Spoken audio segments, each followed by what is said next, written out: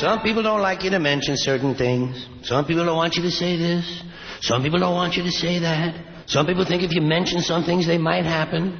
Some people are really fucking stupid. You're listening to the worst. The worst. You're listening to the worst, not the best. All of it is so bad, it's hard to tell which is the worst. The absolute worst. And you're listening to the worst of Opie and Anthony. The worst of Opie and Anthony. It's absolutely awful.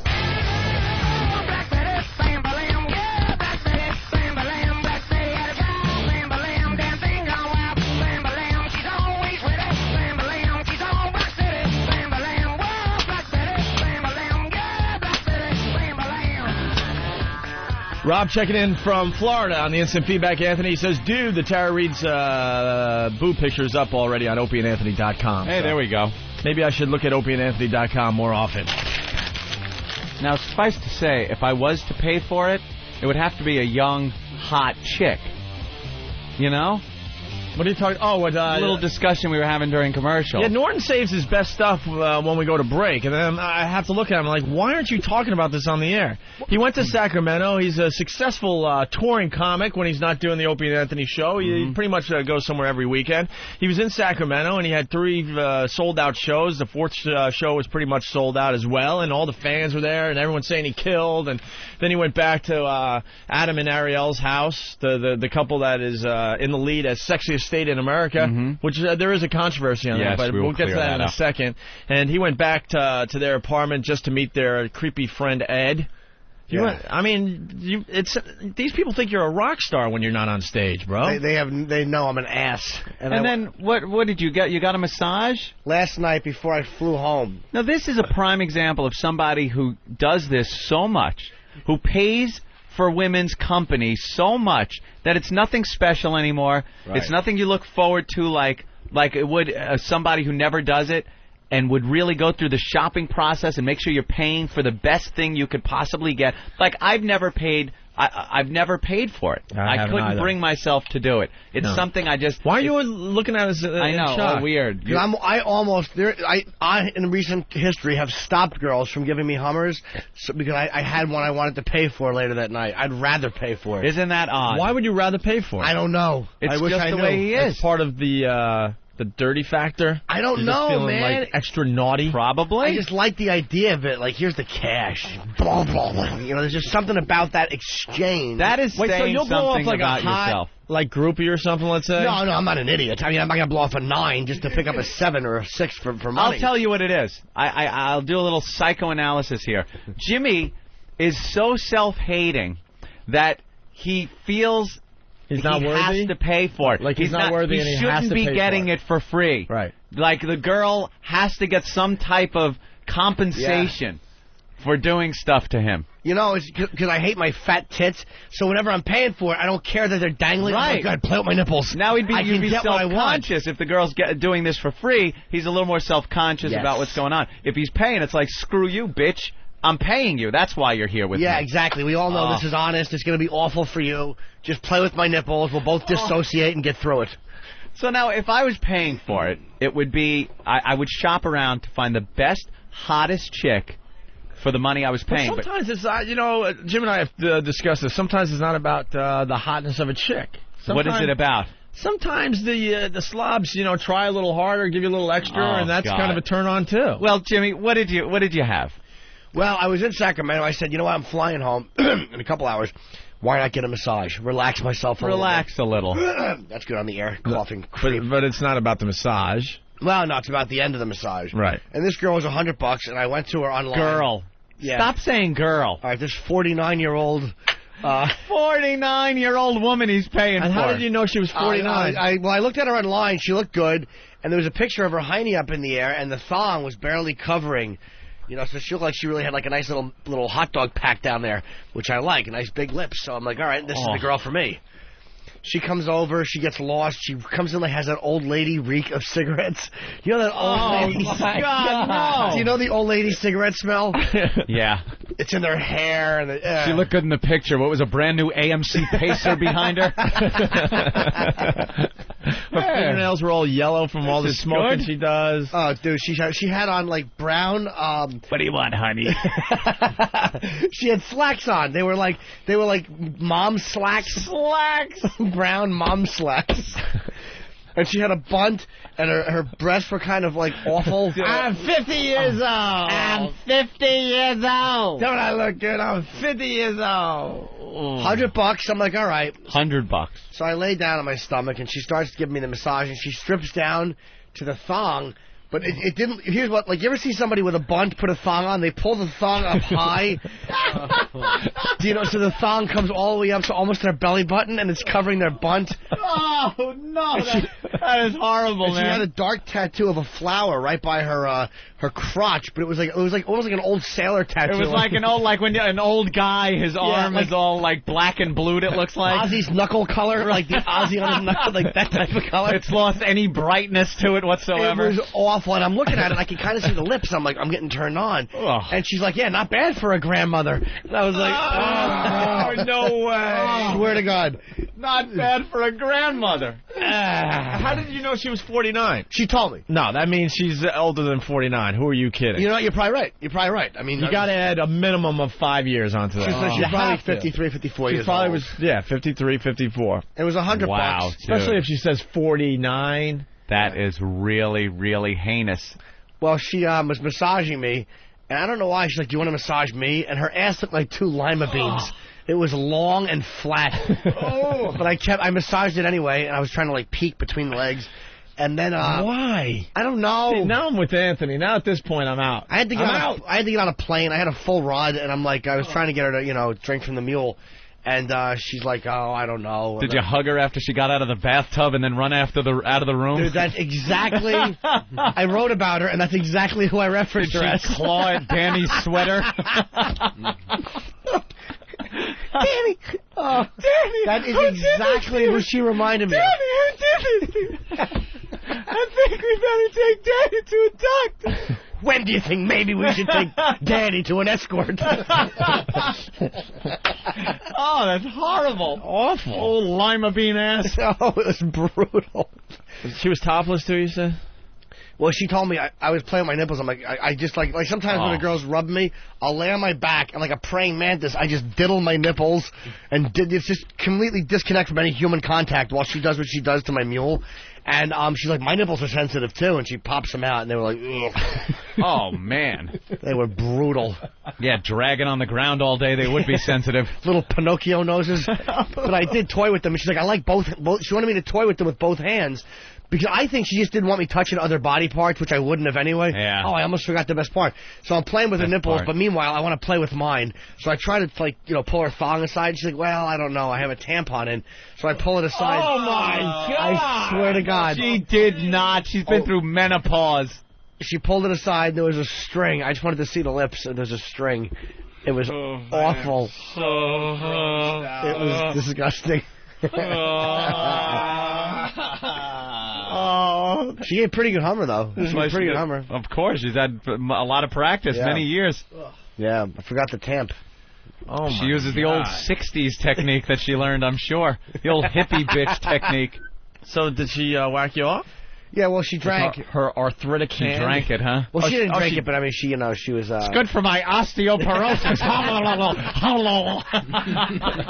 You're saying all the right things there, honey. How you doing tonight, darling? Oh, you thought you were going to get action from Ariel, one half of the sexiest couple in America, and, Yes, and you end up with a grandma. I thought at least I get Nice to watch weekend. Ariel. I stink. Oh. That's my life, dude. That's what my life is. I hang out with the hot chick, and the guy, I'm like, all right, cool, man. I get to watch him bang, and I wind up with a grandmother with a tampon. She wearing a locket with her grandkids' pictures in it. Or one of those old lady bracelets that has the little grandchild heads around it. Grandchildren, little trinkets around it. The charm bracelet. And then she Yeah, just, charm bracelet. then she just took her money and left. Yeah. Oh. Yeah, she had a candle she brought with her. And my youngest just got out of college. Dude, that's awful. That is a really awful story, and you paid for it. How much total? Usually I enjoy your stories, but... $190? Well, 100 because it was late. She had a driver, so it was 120, and I tipped her 70 for the Hummer. I probably could have gotten A driver was probably one of her grandkids. Ugh. That is despicable. She had a driver? Yeah, they always do. It's for safety. Yeah, safety. Drive, fall and break her hip. driving Miss Daisy. All of a sudden, I'm banging her, and I inadvertently hit her life call, and the ambulance came. It was amazing. Driving Miss Daisy. Yeah, driving Miss Daisy. I'm just trying to drive you to Jim Norton. That is really heinous. An old broad. Is that the oldest broad you've been with? How old's the oldest gal you've been with, Jimmy? Probably in that area. I don't mess with older women. I don't acknowledge them. Obviously you don't. Well, I mean... Aside from very recently, just last night. Very rarely. She was 20 years older than you. I don't have that fetish at all. I don't have that fetish. It's not only not a fetish, it is something to repulse you. I'll agree. You can not have a fetish to something, but still, if it comes your way, take it. Yeah. That is somewhere I dare not venture. I assume, God willing and the river don't rise, there'll be plenty of time to bang old broads. Yeah. She was awful. You do it now, it's... I don't see any... I paid for it. I don't see anything sexy about that. I don't either. It was That awful. is a horrific story out of The Shining. I just started hugging her, and she looked really good. And then I just pulled back when she started laughing. And I looked at her Oh, hot. Speaking of old broads, there's a 57-year-old lady in the paper that's going to have twins, Anthony. How do they make this one work? I mean, is it a natural child thing happening here? Or it's probably the drugs. They give them all kinds of drugs because these selfish whores want to be mothers. Yep. This selfish whore. I always knew I wanted children. At 57 years old, career gal is now ready to start a family. Career gal. That's it right there, by the way. Face it, you have reached the second plateau. It's over. Now it's just selfish. Alita St. James is expecting the best gift of her life for her 57th birthday this week, newborn twins. St. James, a motivational speaker and the eldest sister of guardian angel leader Curtis Sliwa. Did you read that? I didn't know that. She's the sister? Yeah, is set to shatter conventional limitations of childbirth tomorrow when she is slated to deliver a baby boy and girl at Mount Sinai Hospital just 3 days shy of her birthday. Oh. That kid's been in a womb that's probably like leather. Old dried up like a saddle. Like saddle leather. She conceived through in vitro fertilization, and she will become the oldest American woman to give birth to twins. You want your career, have your career. You want a career, have a career. You want to be a mom, be a mom. Make a decision. Do you know how awful it's going to be for that kid? What's she, 57? 57. Picture 13 years old. You got to take your mom to the PTA or the parent-teacher conference, and a 70-year-old mother comes in the door. 70, if you're still alive at all. Your kid's 13, you're 70. You know the other kids are going to be making fun of you, and it's going to crush the poor little kid. Yep. Here comes old grandma, old droopy-titted mom coming in. And there you are. There you are, bringing your mom in, probably on maybe even a walker. She'll have a walker coming into school. And then there's the other hot moms from the other kids. Your child will be jealous of the hot mom. Well, yeah, I mean, 57's not that old. It really isn't. Yes, it is. Well, no. I mean, she's looking at this like, yeah, I'm 57, I can handle this. But, a quick 10 years go by, and like what Anthony's talking about here, then it's a whole nother game. I had the hot mom in school. You were the one with the hot mom? I was the one with the hot mom, and my mom dressed like a slut. She had, she would, I used to, like, whine and cry for her to be one of the field trip mothers, the mothers that go along on the field trips, because my friends would they were flabbergasted. She would dress, like, in white knee-high go-go boots, put pigtails in her hair, halter tops and shorts. And she's on the bus, and that's how she was dressed this summer for that that party. Of course, she does that. For your sister. 65 years old or whatever she is. She's still doing that. She is very solid. I met her once. Aunt's mom is still hot. Very solid. She's a gym rat. Your mom is an animal. Smoking, man. She's an animal. But sorry. Back then, when she was, she was in her mid-20s, I guess. You had a young mom. Mid to late 20s. You had a young mom growing up, right? she was the hot, she was hot. I had the hot mom, and it was cool because all my friends and stuff would be like, "Oh, your mom is so pretty and everything," and it was kind of something to be proud of. And this woman is going to be the laughing stock. She's going to make her kid the laughing stock. You know how embarrassing it is? I knew kids that had like really old parents. It's embarrassing for the kid. She can't do anything. Go to a parent-student like outing, one of those things, and she's gonna be sitting there, nodding off with oxygen and a walker, bedpan under her. Ugh. She'll be 75 when her kids graduate high school. It's selfish. 75. Look at Tony Randall, that old bastard. Had those kids and then drops dead. And all those people were applauding like, "Oh, good for you, That's great, Tony. Good for you." He wants to be a dad to a little kid. And those kids are now, 5, 6 years old, and they don't understand why daddy's dead already? We'll never know the father. What a selfish thing to do. Eesh. All right. Should adopt a kid, at least. Yeah, adopt some mongoloid. Yeah, take in a little black boy or something and touch its smooth skin. Well, she says something about the adoption thing here. Oh, she does. The reason that I wanted to carry these children rather than adopting them is that I knew that I could give them, while they were in the uterus, a tremendous amount of love, a tremendous amount of support. I wanted to give them that start. Oh. I don't think of myself with a number. I don't think, I'm going to be 60. I think I'm going to take these kids to school, she added. Yeah, sure. You probably got to sew the thing up like one of those turkeys after you put the stuffing, just to hold the kid in for term. I'm ready. Ready to fall out with her uterus. I'm ready, she said with great determination, resting her swollen frame against the living room wall. Ugh. Oh, man. You kind of like that, though, don't you? Because you like pregnant and you like him older, too. No, I think Opie digs the older chick. Oh, he does. He's a weirdo. He's a weirdo. I have an older woman fetish, but that was when I was younger. Now that's a problem. I got to get rid of that fetish because, we're getting up there now. So now for that fetish to happen, I got to be into 50-year-olds. Never liked older women. I'm talking when I was 18, 19, 20, and I saw the mothers in their early 30s. That was a major turn on, even as high as 40. Yeah. So I got to get rid of that fetish, obviously. Yeah, let's Birth see. canal looks like the Indiana Jones ride at Disney. Kid'll come toppling out of there, big boulder chasing him. Hey, Bill, what's up? Bill, you still there? Hey, yeah. All right, let's go. Hello, Bill. I teach kindergarten in a Philly suburb. Philly, how about those Eagles? How about those Eagles? Yeah, Whatever. Go ahead. We got old bags coming through that like you wouldn't believe, man. In kindergarten, huh? I had a mom last year. She retired while her kid was in kindergarten, and she still had a 3-year-old. But what they do is they do their careers and they get a bunch of money, and then they get a nanny to come and take care of the kid. And they take the kid out for a little while for a walk or something. Well, it's definitely does all the heavy lifting. It's definitely the new thing. People are having kids a lot later in life. But It's the drugs. They're able to do that in vitro. They're able to give them drugs, and they could have these kids out of their for these selfish reasons. Well, that's the problem. That's why this 57-year-old bag is having twins. I've seen old bags with triplets, and man, they don't have the energy to take care of those kids. Of course they don't. They don't have the energy to take care of them or to do what's necessary to raise a healthy kid. Oh.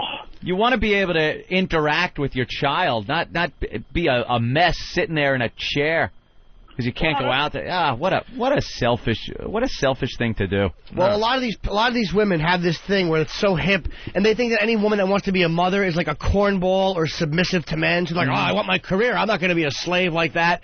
And then they realize that they're unfulfilled whores by the time they're 60, and like, gee, maybe being a mom wasn't such a degrading, awful thing. Let me try doing that now. Let me take a whack at it now at 60. Yeah, that's it. Because their career left them unfulfilled. Yeah. What, your 2 cars in the garage didn't quite bring you the satisfaction you thought it would, you self-centered pigs?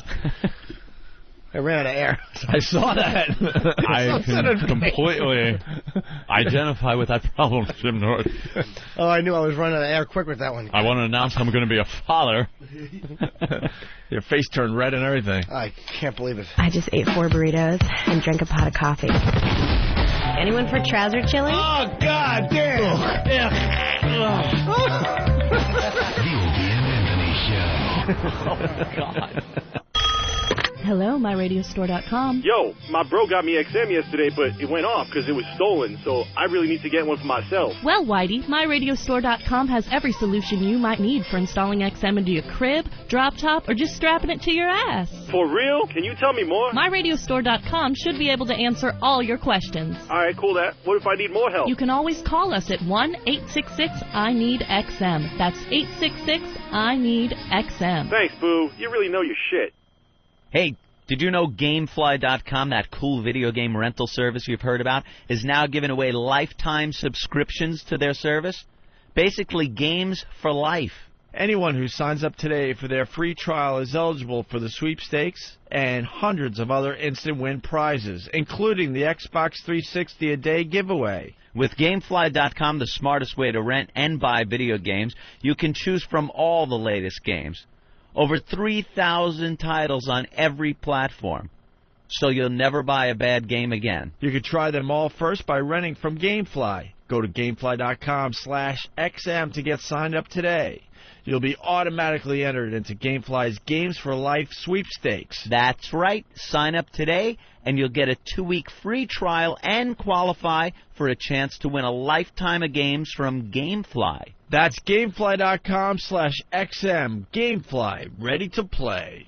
The Jägermeister Music Tour. Yeah, featuring Disturbed with special guest Corrosion of Conformity. Be there for a chance to win custom tour prizes from Schecter, Coffin Case, and Peavey. Get tickets now at Ticketmaster outlets or online at Ticketmaster.com. For more tour information, visit JägermeisterMusicTour.com or Disturbed1.com. Jägermeister. They're dedicated to music, not underage drinking. Brought to you by Jägermeister Liqueur, 35% alcohol by volume, imported by Sidney Frank Importing Company, New Rochelle, New York. Drink responsibly. And don't drink if you're under 21. Must be at least 21 to receive prizes. Prizes where permitted by law. It's the worst of Opie and Anthony. I don't understand why people go to the movies and just yap through the movie or do anything.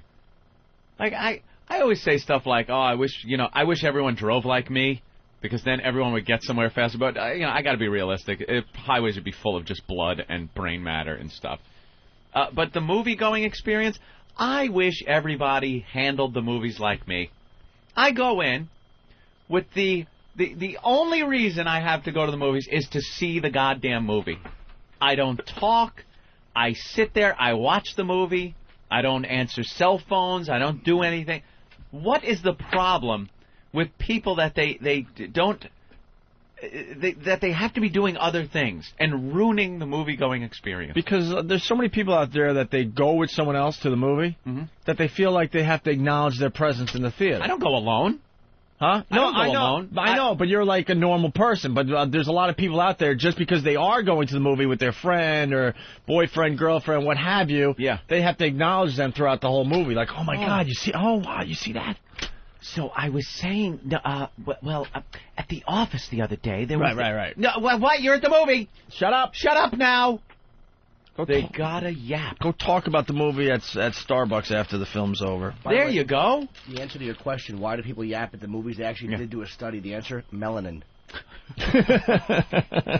There certainly is a disproportionate number of black people that like to talk at the movie, as opposed to I wouldn't know, because I go to the white movie theater. Well, I do now too, Opie. But as you know, I used to live in Brooklyn. You search out the white movie theaters. I had to go to the black movies.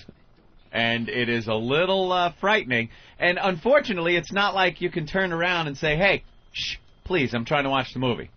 Because you'll probably get shanked in the throat. Or punched and then wake up in a hospital with Christmas music playing. The latest Christmas movies will be out. Right. You can catch. Excuse me, sir. I'm trying to watch the movie. Bam! Ding ding ding ding ding ding ding ding ding ding ding ding ding ding. What happened? I remember I was watching Star Wars. I heard a cell phone go off. It was late May. It was like, late May. Why is there a Christmas tree in my room? And now... And this isn't my room? It's 4:30 in the afternoon. It's dark out. I see Christmas lights. And there's presents around me. Excuse me, sir. We're trying to... Bam! Jingle bell, jingle bell, jingle bell rock. Jingle... What? What happened? You used to go to the Comac movie theater, right? Yep. Until there were so many shootings that we got the hint, and Whitey realized, okay, this movie theater isn't for us. More action in the lobby than on the screen. They had so many people shooting at the screen, shooting each other online. Stabbings, too. Stabbings. It was a place where the gangs would just hang out as you, as a law-abiding citizen, want to see a lousy movie. Latin Kings from Brentwood would come in. Very scary. To get you through the weekend. All you want to do is watch a dumb movie. And you couldn't even enjoy that because you were worried that you were going to get shot or something. That's all. Just trying to see a movie. And you got to worry about getting in a fight. And it doesn't matter. I have the worst goddamn luck in movie theaters. I will get there a little early. I'll search out a good spot. Okay? Because I don't want to have to deal with climbing over people. I don't want to sit in a seat that's too far away or too close, because then it's always on my mind. I'm like, God damn it, I'm too far or I'm too close. So I get there a little early. I pick out a good seat. And it never fails that right before the movie starts, a gaggle of criminals comes in and sits right around me. Right around me. And then I'm tense the whole movie going, oh, I'm going to be killed because they're not going to shut up, and I'm going to get pissed, and I'm going to throw something, and there's going to be a fight. It never fails. I'll sit there and go, I think we made it. I think we made it. The movie's starting, the lights are dimming, and there's no one around us that could possibly, I think the seat here good. It's the last. Oh, no. It's always the last-minute traffic. It is. Because I'm the same way. No one in front of me. This is awesome. Right. The previews are just about over, and here comes the movie, and all of a sudden, last second, they always sit right in front of you. Here they come, right in front, and they're punching each other and laughing and trying to smoke or drink or do something in there. Answer their cell phones. Yeah, all the cell phones are going off like crazy. You know how you do the that thing, a kid running by screaming? Yeah. You ever been to a movie theater where like they decide that the movie is good enough as for a babysitter, I guess? Yeah. They bring their kids to the movie theater and their kids will run up and down the aisle. Yeah. Have you been in one of these?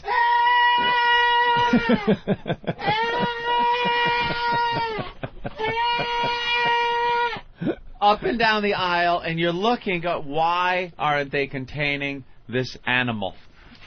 Why? Because it's a babysitter now. They're on the cell phone in the corner somewhere conducting business that they can't conduct when their kid is around the house yelling. And their kid now can just run around in the movie theater. Yeah. Because who cares? It's their babysitter. It just cost them a couple of bucks to get in there. And I'm just trying to watch the goddamn movie. Let's go to John in Comac. John, what's up? Hey, good morning, guys. Comac, home of the Comac Motor Inn and the Comac movie theater. Yeah. Yeah, good times back in high school, man. Good times. Good times. Yeah, my first date ever. I took these couple of girls. Me and my buddy took these girls to the movie theater, and we had a gun pulled on us. Oh. Why would you have a gun pulled on you? Were you being robbed? Did you speak up? What happened? No, we were a bunch of Comac kids. You know, we were wearing little pieces of gold, walking in there like we owned the place, and a couple kids from Brentwood thought otherwise. Brentwood. That is a dangerous area these days. Yeah, good thing my friend's mommy was outside, so we pulled ass to her car. Friend's mommy. The station wagon pulled up and let you kids off? Yeah. And you guys think you're badasses. Yeah. All badasses from Comac. With your Mrs. Feingold, go. With your very thin bling on, thinking you're all that. And then the Brentwood Hispanics come in, and it's over, Johnny. My friend with his bar mitzvah gold on, thinking he's a kid. His bar mitzvah gold. All the people are wearing license plates. I went one time to, I forget what movie it was, my buddies from work. They were all these like hardcore black guys. We worked in a warehouse together. And I didn't realize that there was a one-seat rule when you sit next to another guy, and it was an empty theater. So we all walk in and sit down, and I sit right next to my friend Malcolm. He goes, what the fuck are you doing, man? We're not dating. Move over. Like, sorry. Leave an empty seat for a man. A suburban idiot. Sit next to another man. No surprise here. Let's go to James in Comac. James. What's up, boys? What's up? Hey, man. Two quick stories for you. First one was, and I never go to the Comac movie theater anymore because it is just run by criminals. But I ran into a pimp walking out one time. Not a guy who looked like a pimp or, you know, the full getup. The loud green suit, purple hat with an orange feather, and a gold cane.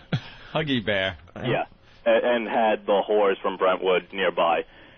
Second story was, and I wait, and he was trying to get the girls some dates as people were leaving the movie theater? There you go. Conduct a little business. Oh, yeah. What you guys got to understand now, you know, there are towns that just have these theaters, like these black, whatever you want to call them, these gang theaters or what have you. Gang theaters, that's good. But this Comac multiplex is in a relatively nice area. Nice area, but people borders come with crap. Yeah, and people come from all over because it was the first real multiplex in our area on Long Island, and this is the stuff you just didn't expect at first. No, going there, but slowly but surely, all this moved in. The pimps, the drug dealing, the gangsters. You know, when you look in the parking lot and just see like a ton of old Toyotas with spoilers on them, that you're in trouble. And gold-painted hubcaps. You know there's trouble. Second story for the guys. I told this a couple of years ago on NEW. Was Gone in 60 Seconds. A Latin family comes in right as the movie's starting. We're there with my friends. And they're stealing the cars and whatnot. And the Latin boyfriend, baby daddy, whatever you want to call him, is going, yo, man, I haven't tried that. I got to fucking try that one. I haven't seen He's that. picking up pointers. Yeah, meanwhile, the grandmother, who looks like she's 25, has the 3-year-old kid rocking back and forth, hitting it to my legs as I'm trying to watch the movie, and baby daddy's telling me about his methods of stealing cars. It's a very safe movie theater. That's classic. All right, thanks, James. Yeah, that one time I was at the movie theater in Brooklyn, and I had a Hispanic family in front of me, and they just went on and wouldn't shut up. And it was an entire row in front of us that was just full of Hispanics. And I'm sitting there going, oh, geez, they're not going to shut up. They're not going to shut up. And my girlfriend at one point just yells out, would you shut the fuck up? Oh, great. And I'm like, and that's when the guy turned around and said of his chick that was up there, said, oh, she's in battle mode. Now she's in battle mode. I'm like, battle mode? Oh, this is trouble. This is trouble. You bring up something that's great that maybe we could get into later. You know, our chicks, could, and I'm saying our chicks, I'm talking about all guys out there, could get us in trouble. Yeah. You know, that's obviously something your chick should have said, right, Anthony? Right. But they're not turning around and going to confront the chick. No. They're going to confront you. No, it's now me. You have to defend your honor, her honor. Because then the woman turns around and goes, how about I smack your face? I'm like, I just came to see Mission Impossible 2. I'm trying to see Mission Impossible 2. And now I'm in a fight for my life with some Hispanic family. Now it's just going to be a mission to get out of this theater Mission alive. Impossible, get out alive. Exactly. She's throwing young Hispanic children at me. It's just horrific. Yeah. Quick! Go for the exit by the screen! I think our car's parked outside! Baby, you go for the door. I'm gonna head for the ventilation system. I think I could get him on my trail and lose him. Oh, she's in battle mode, is she? Unbelievable. It was frightening. Did you have to change seats? What I did was probably one of the, the biggest whitey pussy moves ever. I got up and left the theater. Just left. What was I going to do? Dude, it was a complete row, one Hispanic family. Guys, those chicks that'll pull razor blades out and slit your throat, and screaming children. It was a whole family that did not give a shit what was going on in this theater. It was their living room. It was their roach-infested living room at the time. Anyone in there was an inconvenience to them. So I went up, I find the assistant to the assistant manager at a movie theater. Hey, Red, you're the assistant to the assistant manager. And I was placed in another theater that was playing Mission Impossible 2. Oh, that's pretty cool. That was just starting. So I got to sit down with other frightened white people that had left that theater, I think, because there was only a few of us, and we were all white, just sitting there kind of, I'm a pussy, but at least I'm seeing the movie and I'm alive. You know, this is not a movie that comes out that I want to see that badly that I'll go on weekends or when the movie theater's crowded. Yeah. All these movies, I wait till almost the day it's going to be out of theaters, and then I finally see the movie, and then it's a lot less people and a lot less hassle. Yeah. Every once in a while, I do get in a situation because maybe other people want to go or what have you, and I'm in a crowded movie theater. I have the strangest pet peeve. Maybe there's other people out there that feel the same way. But when the previews are done and it gets really quiet for that minute or two as the movie's slowly but surely starting up, I start hearing everyone eating their popcorn and opening up their candy and drinking their soda. It goes right through me where I start getting I get nuts. I get nuts. It's kind of like the same thing that happens when, I hear vacuum cleaners. Yeah. It goes right through me. I don't know what it is. I mean, when you're in a theater and there's a couple hundred people all eating popcorn at the same time, it sounds like locusts. It is the most disturbing sound. Our locusts. Next time, listen closely. Animals. As it gets dark and really quiet in the theater, and listen what's going on around you. It is amazing. Everyone... Yeah. And the packaging for, all this stuff is just the worst. Because it's not a quick little rip and you're ready to eat. It takes forever. It takes forever for these people to open up their shit. in their hands and making noise. You're right. I don't even want to admit this on the air, but it drives me. It's gotten to the point where I'm with people and they have to tell me, just relax, it'll be over soon. Yeah. And there's been a few times where I want to just walk out. I can't handle it. And then I'm just waiting for everyone to finish up with their popcorn and stuff, and it usually takes a good 20 to 30 minutes. And then I can finally relax. Do you eat? If I do, I'm so considerate because I know how bad it is. You wait until the movie gets loud? Or either, or I'll open up my stuff beforehand, and no joke. Yeah. I'm eating popcorn just letting it melt in your mouth. Basically, yeah. Soften it up. Squeeze it between your tongue and palate. It is one of my worst pet peeves. Dude, it's That's a little rough. It's like if you were taking your nails and just right across a chalkboard. It's the same effect to me. With me. It just drives me nuts. And people that go with me, they think I'm out of my mind. I'm a Twizzlers guy. See, that's nice and theater. soft. I don't think that makes much noise. No. Popcorn makes a lot of noise. Oh, it's just like I said, I'll say it again, like locusts just going at it. Donnie on Long Island. What's up, Donnie? Hey, a couple of things. One is, here's worse than guys talking. Is guys, the gangsters talking around you, and I'm there with my wife, and my wife turns around and goes, "You guys haven't shut up in the entire fucking movie." And so my wife opens the can of worms with them, and now I'm the one holding the bag that has to defend her and everything. And I look over and I go, "Why don't you just shut up? Let them talk. Let them do whatever they want." Yeah, because she turns around and she starts it, and then I gotta get involved. What did they do besides apologize to her for being loud? Yeah. Bitch. And the girl starts flicking my wife in the head. And then the other thing is, you ever just wish you were like Charles Bronson at that moment and just deal with it that way, It's like, imagine Charles Bronson next to the theater. "Okay, you guys shut the fuck up now. Pull out a Magnum and blow their heads off." Yeah, that would be nice. That would be Fortunately, but then you would go to jail for a long time. Yeah, you'd go to jail. And the lawyer but fees you know would be astronomical. You're a man in jail. What can you say? All right. Thank you, Donnie. Bye. Bye. Let's go to Mark on Long Island. Mark, what's up? Hey, guys. I went about 10 years ago. Me and my girlfriend at the time went to go see A Time to Kill. So we're trying to go. She lived on the South Shore, and so we're trying to go to Rockville Center. Sold out. Trying to go to Westbury. Anywhere we could go, it's all sold out.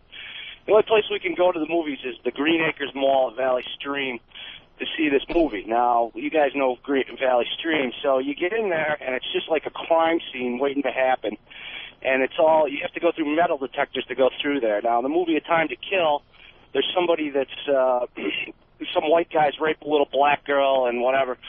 Everybody in the movie theater thought they were in the courthouse, and they were ready to lynch, all the white people. And me and my girlfriend are sitting there just like, oh, my God, we are going to die. It is rough to go to a movie that's racially charged and look around and see it's a very diverse audience. People do tend to feel a little uncomfortable, don't they? Oh, sit there and, this is horrible. Uncomfortable. I think it was a bad move. I went to see Malcolm X in the theater, and when there's one scene where the cops are beating up a black guy before X and the rest of the Muslims go down to protest, and I actually went, "Good job, officer." That could be some trouble for you there, Jimmy. Let's go to Paul on Long Island. Yeah, hi. My wife and I just moved to Ronkonkoma, and we were looking to go see that movie Saw. Yeah. And we went to the Comac movie theater, which was a bad idea. But all the gang kids, and they just keep using their bleep Nextel cell phones the whole time. Oh, yeah, talking to you. Yeah, all whole time, bleep, bleep, bleep, and they're laughing. That's why they got to bring That's why they got to bring the drinking age back down to 18. I'm telling you right now, because these kids have nothing to do but hang out at movie theaters. Go to the movies. Yeah, I mean, the parents are on to the keg parties at their houses when they're away on those little weekend jaunts. Yeah. So what happens? It was happening in Huntington.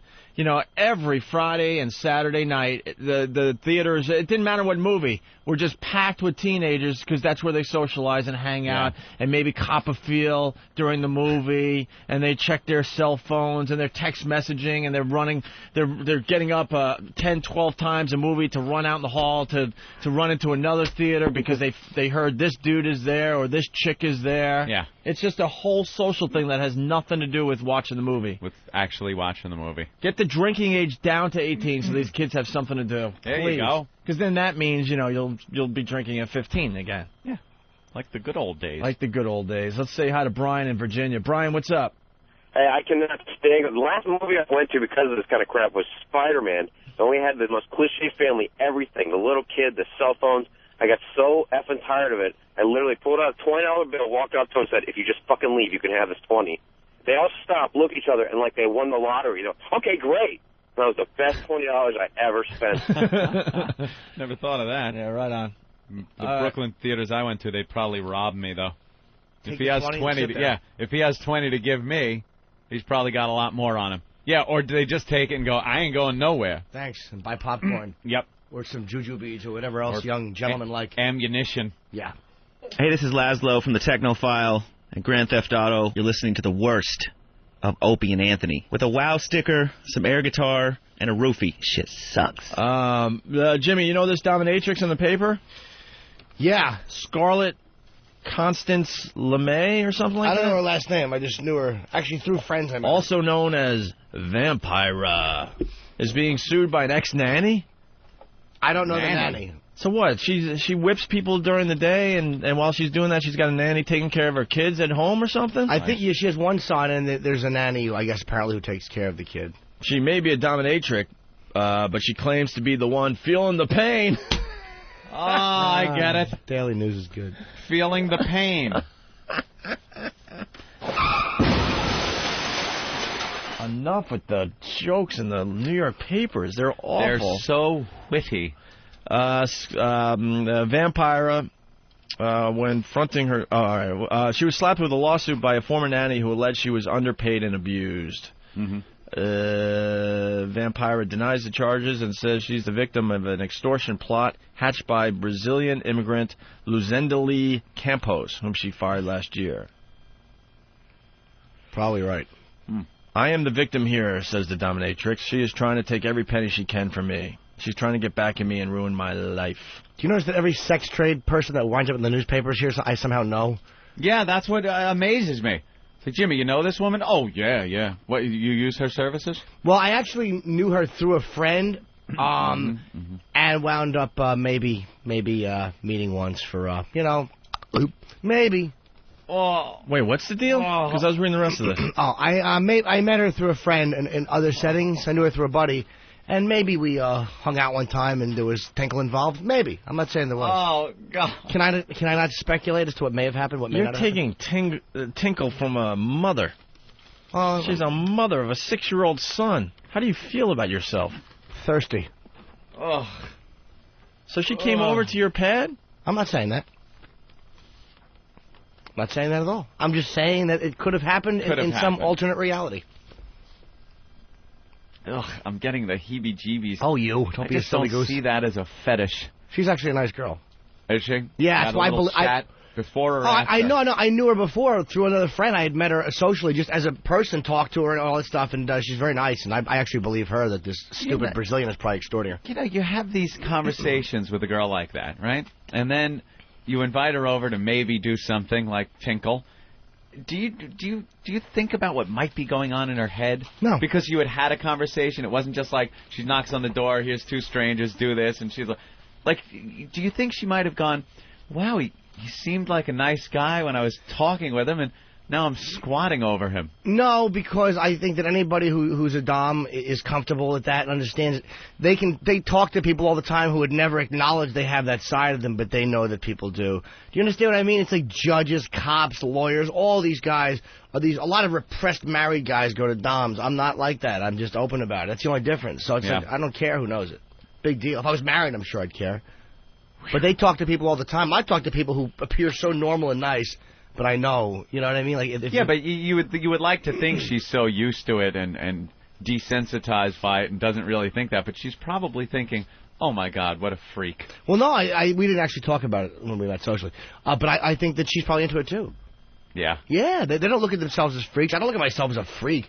I mean, a freak is a pedophile or a guy that, bangs animals. I mean, to me, that's, like, antisocial to a point. Whatever you got to say to get yourself to sleep believe at me, night. I will admit an asterisk here. Good point. I've actually had this little dialogue with myself on the pillow as my nose was stuffed from tears flowing down. So you know how you cry and you get stuffy? At least you're not touching children or animals. Yeah, but where's the line, man? I think everyone has, like, fetishes and... Whatever, it has to turn me on. No, I know, I understand that, but I mean, where's the line where your fetish is normal, but, the pedophile and the bestiality thing obviously is... Consenting adults. Well, that's obviously wrong, Sure. but a lot of people would say a dominatrix taking a leak on you is way out there and wrong, too, though. It is out there. I'm not going to say it's wrong, but it's certainly out there. Most fetishes are like foot fetish. I like big-breasted women. That's the standard. Sure. I like a little spanking. That type of thing, and you're way over to this side. Well, I'm not, believe me. And you're trying to say that's as normal as a foot fetish? No.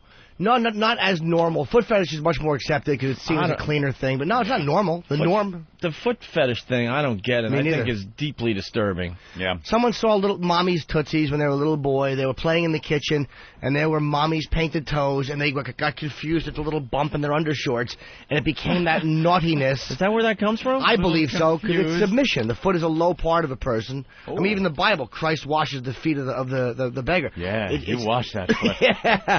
Yeah, wash all 9 of those toes. Thanks, Lord. Jesus. Yeah, you can knock off a little early. 9 toes. You going to be hanging around? So I think, I don't know where fetish comes from.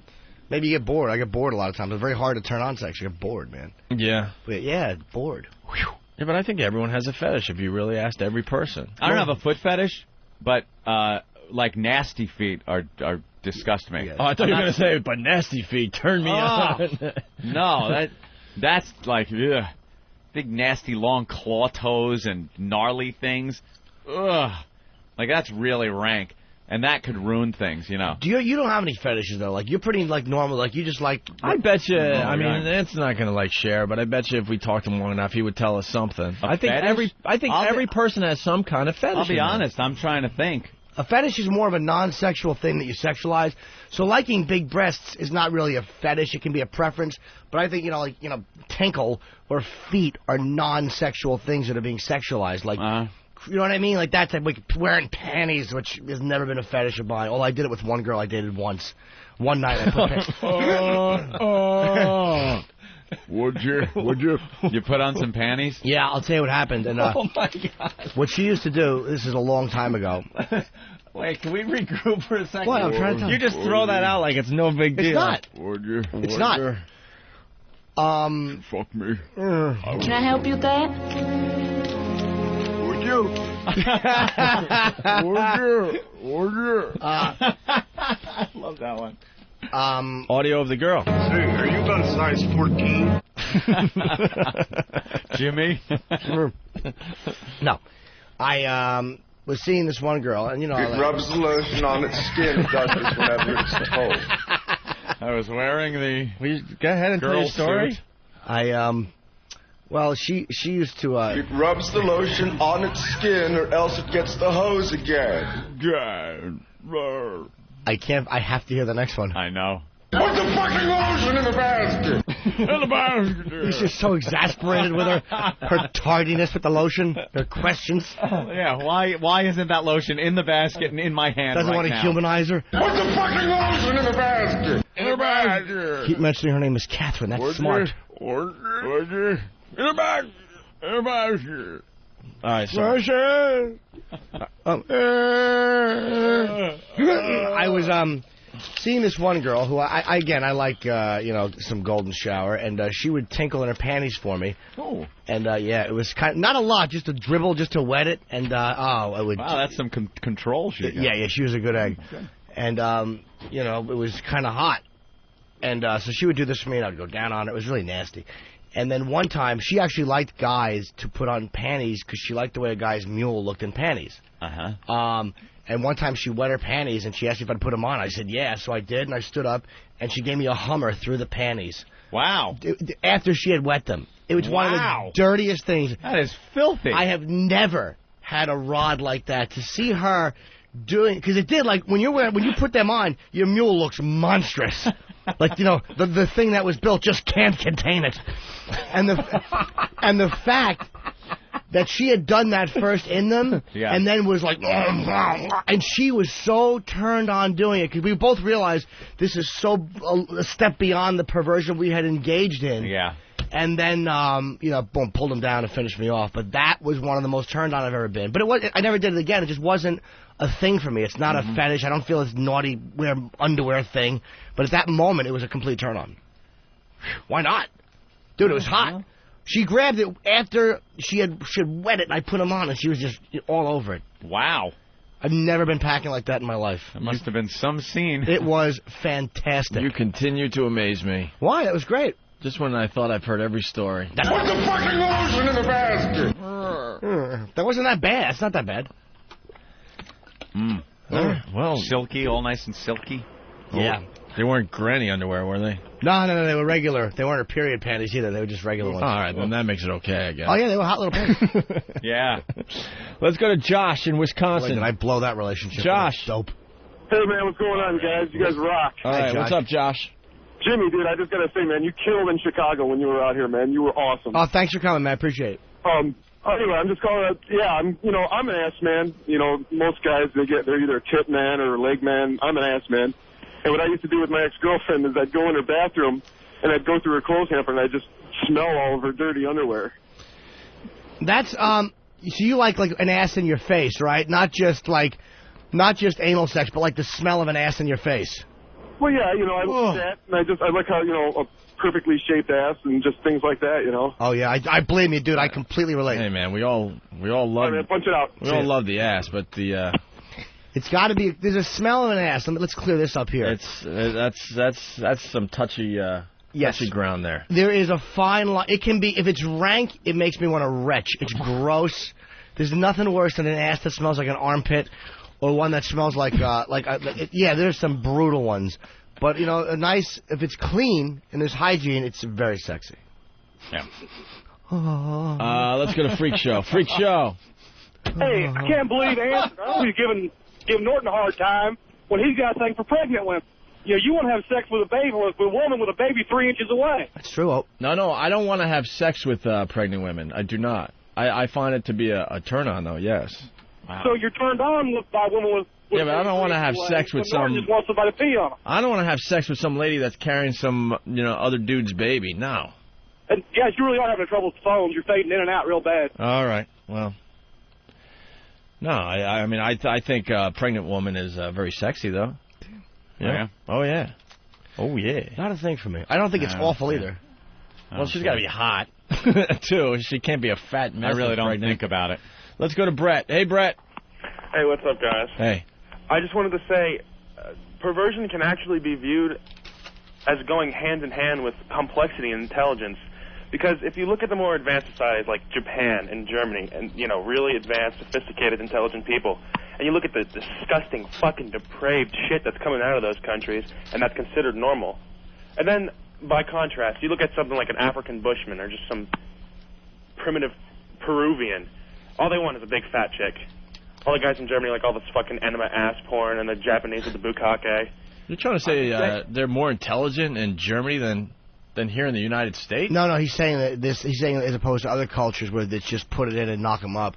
Right. But I understand what you're saying, but I think that's more based in repression. Like Japan is a very repressed society. And boredom. Sexually. And boredom.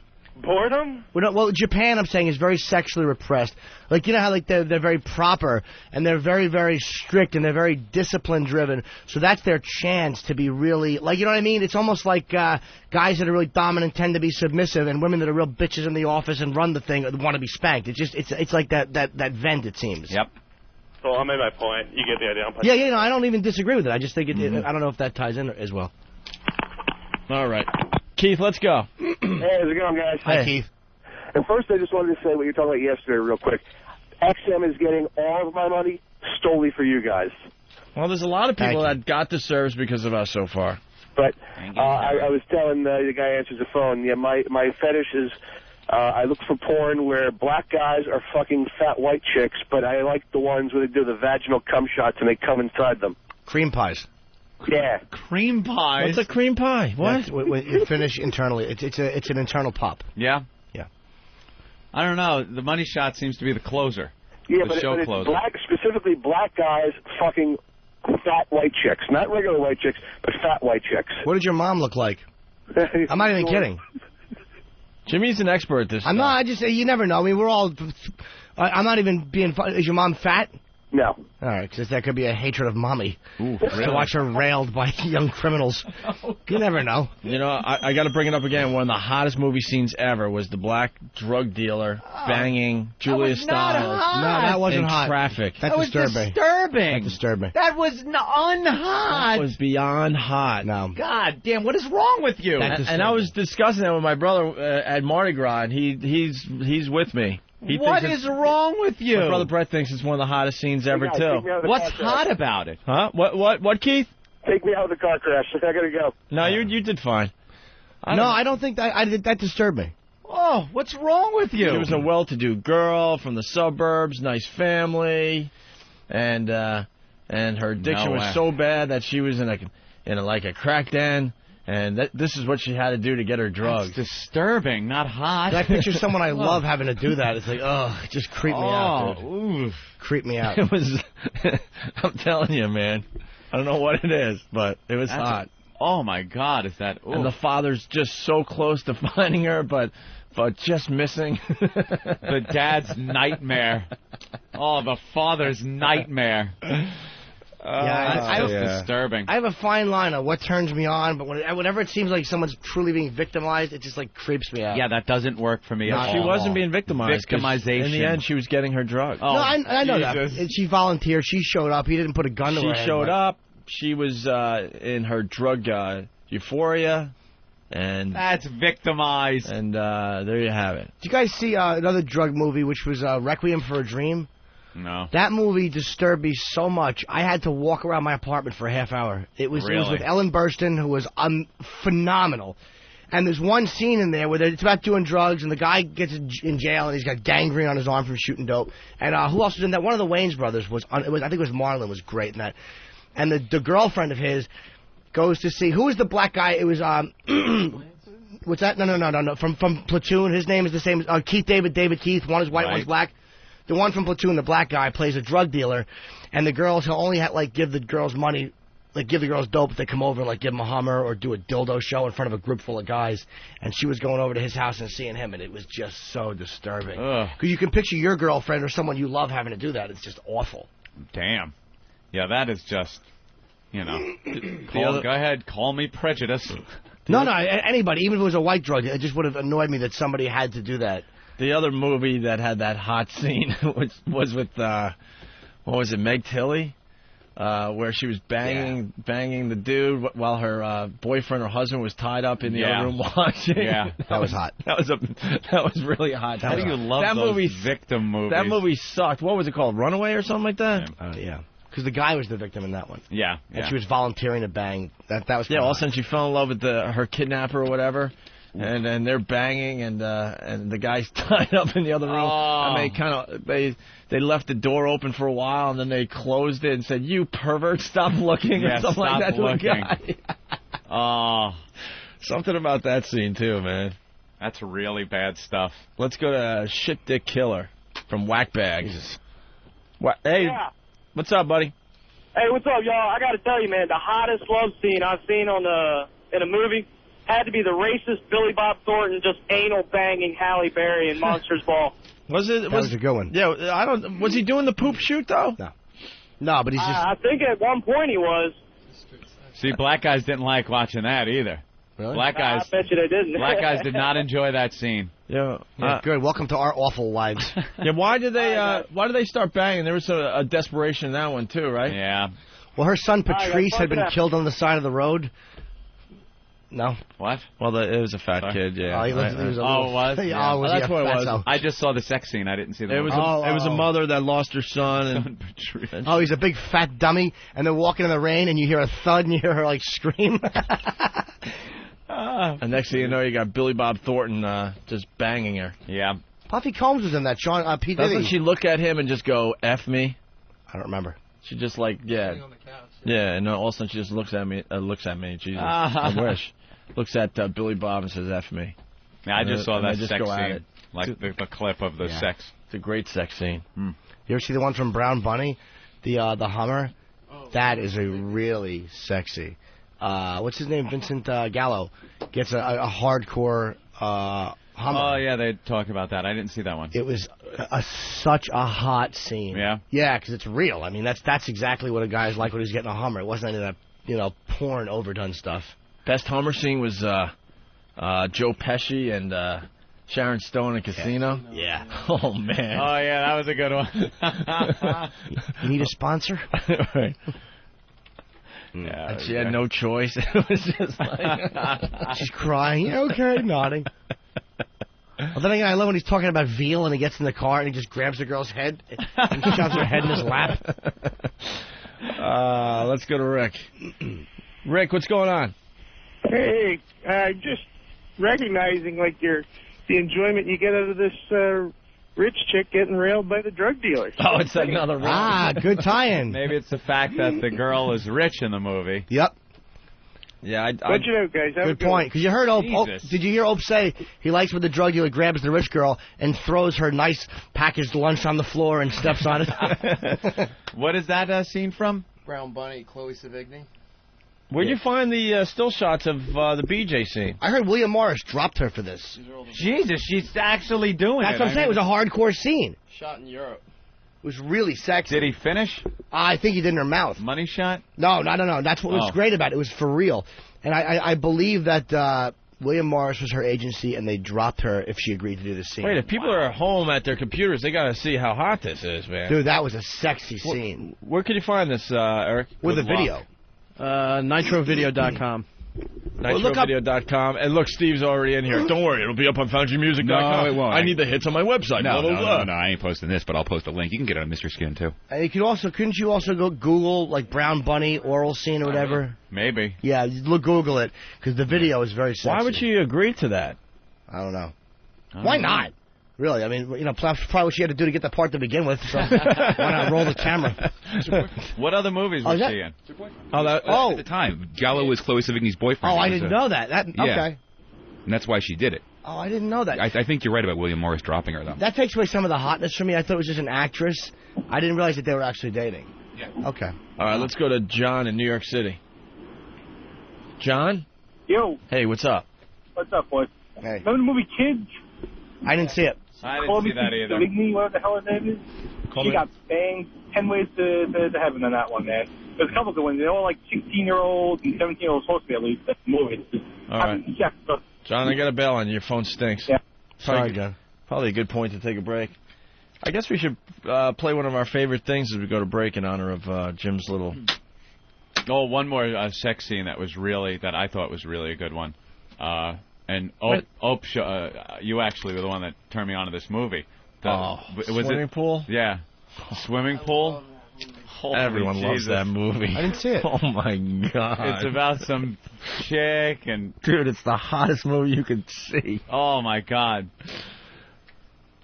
I don't even remember what the story was. It's a writer. It's an old writer, and she has writer's block, so she goes to, I think, her book agent's kind of / villa mansion type thing. Yeah, kind of away from it all. In the country to think and try to come up with this next novel. Yeah. And then you're not really sure if she's imagining all this stuff that's going on with the agent's daughter. Yeah, so then the agent's daughter shows up at the house unexpectedly, and she's supposed to be how old?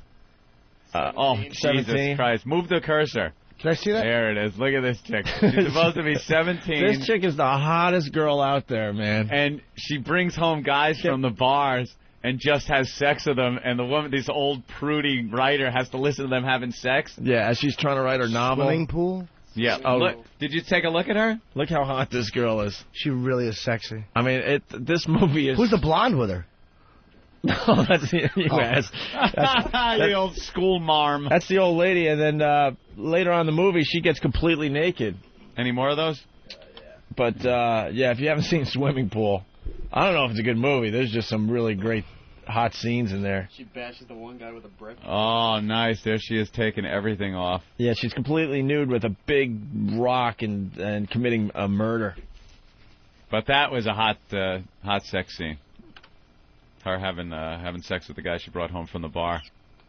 Pretty good stuff. Yeah, keep that website up during the commercial. Before you go to commercial. Oh, that's the scene where she's in the pool, up to her ass in water. A guy is sitting on the edge of the pool, and she's giving him a Hummer. Yeah, good stuff. You want to talk about disturbing scenes? Hands down, the most disturbing sex scene I've ever seen. It's in a French movie called Irreversible. And someone's got that on the line. Go ahead. There is a rape scene in that movie. It is so disturbing. Really? It is such an upsetting scene, man. It's brilliant. It's brutal, and it's an absolutely. I guarantee you that's what a real rape looks like. I haven't seen that. It's French, and the movie Irreversible kind of goes backwards. It's a really weird film. But it's good. Stupid French. Nah, but it's a really interesting movie. I hate the French. I do too. They stink. And if an American had raped this girl, it wouldn't have been as bad. But it was a French on French, so I kind of felt like Yeah. But it was such an awful scene. Was the guy in a Nazi uniform just raping her? No, that would have been kind of hot, actually. Clothed in a French flag. Would have been good. A little subtle. Sick F is on the line. Sick F. Yo. What's up, buddy? Do you guys remember that really, really delicate scene? I mean, it wasn't that hardcore as some of the ones you're talking about, but in 8mm? I didn't see it. 8mm, yeah. Nicolas Cage, right? Yeah, I saw I thought you were going to talk about Devil's Advocate. No. That's just for the call screen. No, the real delicate scene in 8mm where the guy is chopping the fucking girl into, like, little bits. That was kind of cute. Mm-hmm. I hated 8mm. That could have been a really good... that was just to get through the phone screener. Oh, great. 8mm could have been a good movie if it didn't star Nicolas Cage doing the exact same acting that he does in every other movie. Dude, I was never a fan of his. I liked him in Leaving Las Vegas, that's it. I'm sorry, what was the Vegas movie? Was it Leaving Las Vegas? No. Was it where he plays an alcoholic? Yeah. Who was Leaving Las Vegas? Yeah. That's right. But he acts the same way in every movie, whether it's a comedy, enough with Nicolas Cage. Like Coppola's nephew, that's how he acts. He was good in Valley Girl with Deborah Foreman, though. That was a fine one from the 80s. I had a big crush on her. Rich in Philly. I love the cooler. I don't remember the hot scene in that. You don't remember that scene? The one with William H. Macy? Ant saw it recently. What's the scene? He has sex with the young girl, right? Oh, yeah. Mm-hmm. A couple times. They even show his nice little old ass. Ugh. No, with the girl? With the hooker girl or whatever she was? With the girl that used to be on ER. I don't remember her name, though. She's not hot. She had an awful ass. There's a scene where they're both on their... not him. Yeah, all right. Great. Well, there's a scene where they're both on their knees, like making sounds to annoy the people in the next motel room. Yeah. And her ass is horrid. They show it from behind. It's this saggy, like, nasty ass.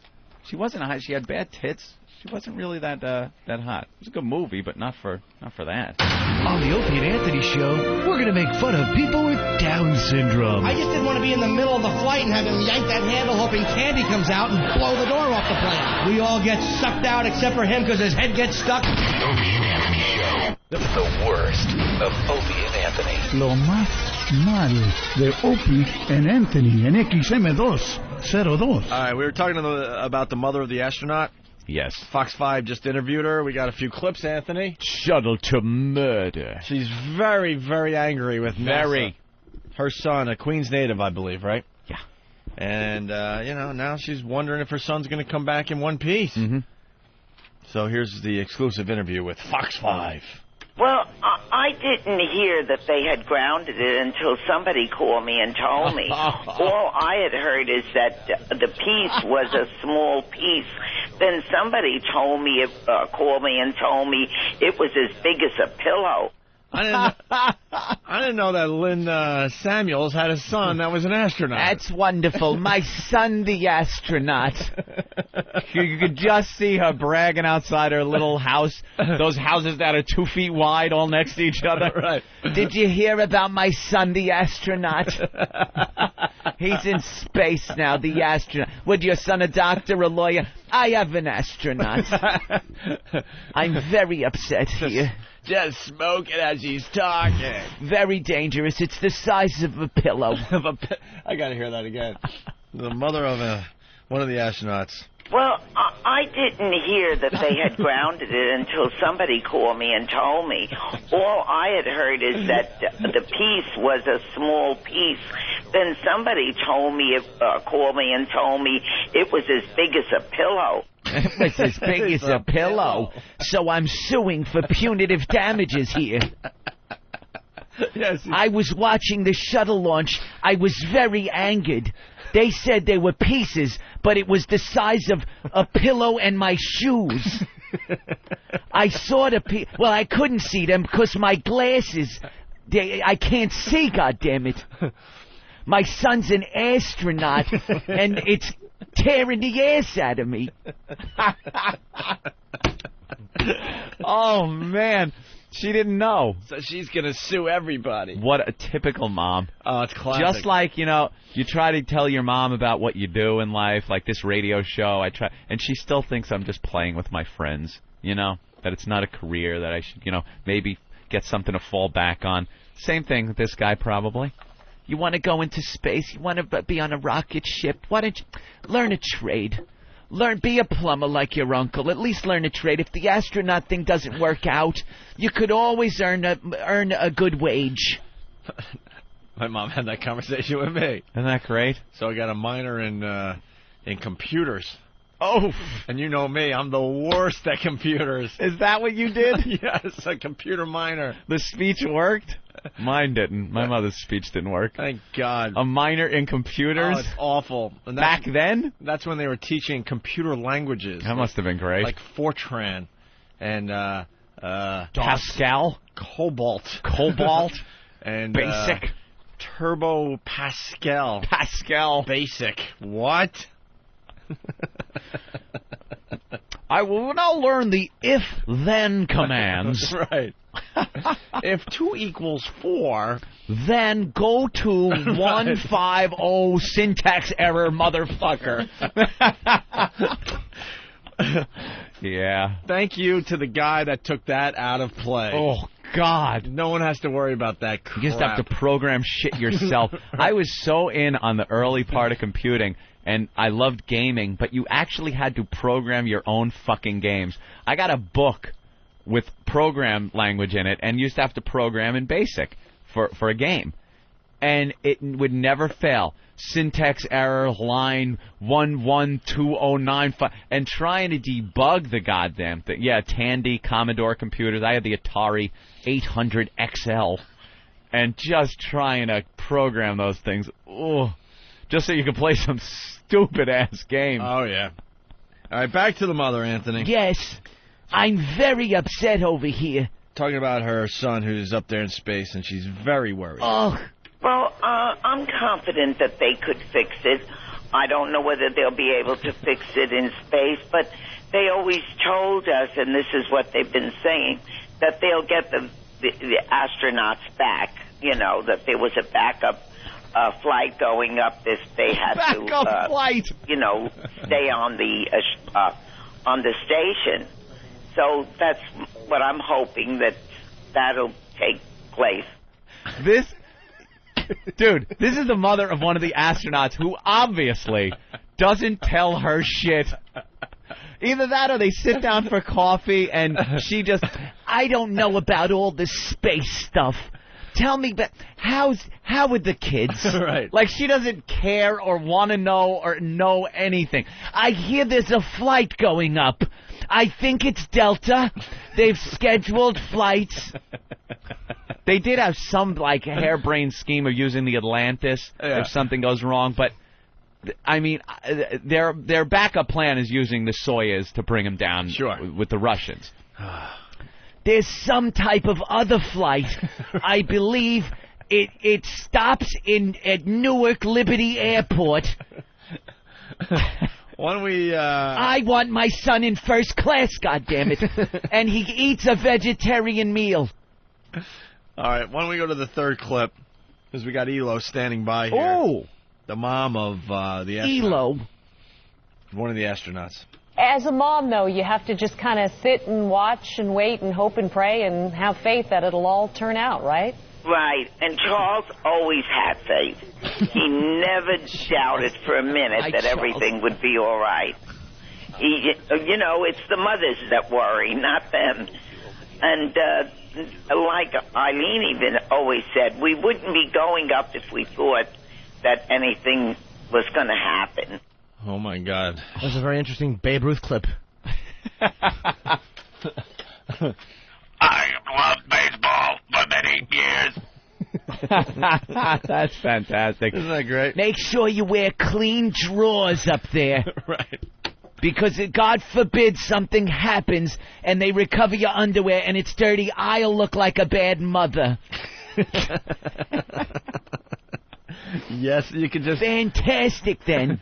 You could just hear the other side of the conversation, the astronaut. Yes, Mom. Oh, yes, Mom. Yes, I'll be visiting soon, Mom. No, what if something goes wrong? There's a backup flight, Mom. There's somebody's going to fly up and take us home. Make sure you call me when you get there. Yes, Call Mom. me. Leave, even if I'm not here, leave a message. Me and your father would probably be out.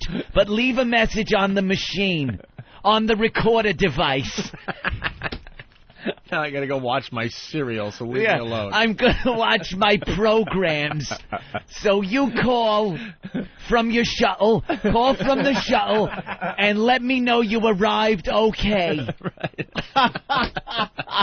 Doesn't matter what you do for a living. This guy's in space. Right. He's an astronaut. And you know he's embarrassed because it goes right back to being in school. Oh. Hey, dude, your mom was on TV this morning. See your mother on TV? Hey. Yeah, she just worries. She's a little worried. I'm very worried about him. Did she pack your lunch, dude? You can just see them just killing him up there. I hope you're eating well. Hey, this is Michael Rappaport, and you're listening to the worst of Opie and Anthony. NBC Nightly News anchor Tom Brokaw. What's he doing? Well, he's going to be donning his hiking boots, Anthony. And he's going to be reporting live from Yellowstone National Park. Yellowstone? What's he doing there? I have no idea what he would be doing in Yellowstone National Park. Good evening, ladies and gentlemen. Tom Brokaw, NBC Nightly News, live from Yellowstone National Park, where I will be investigating where all the picnic baskets seem to be disappearing to. The prime suspect is Yogi Bear, who I will be speaking to later, and his cohort, Boo Boo. Live from Yellowstone National Park. Tom? Yes.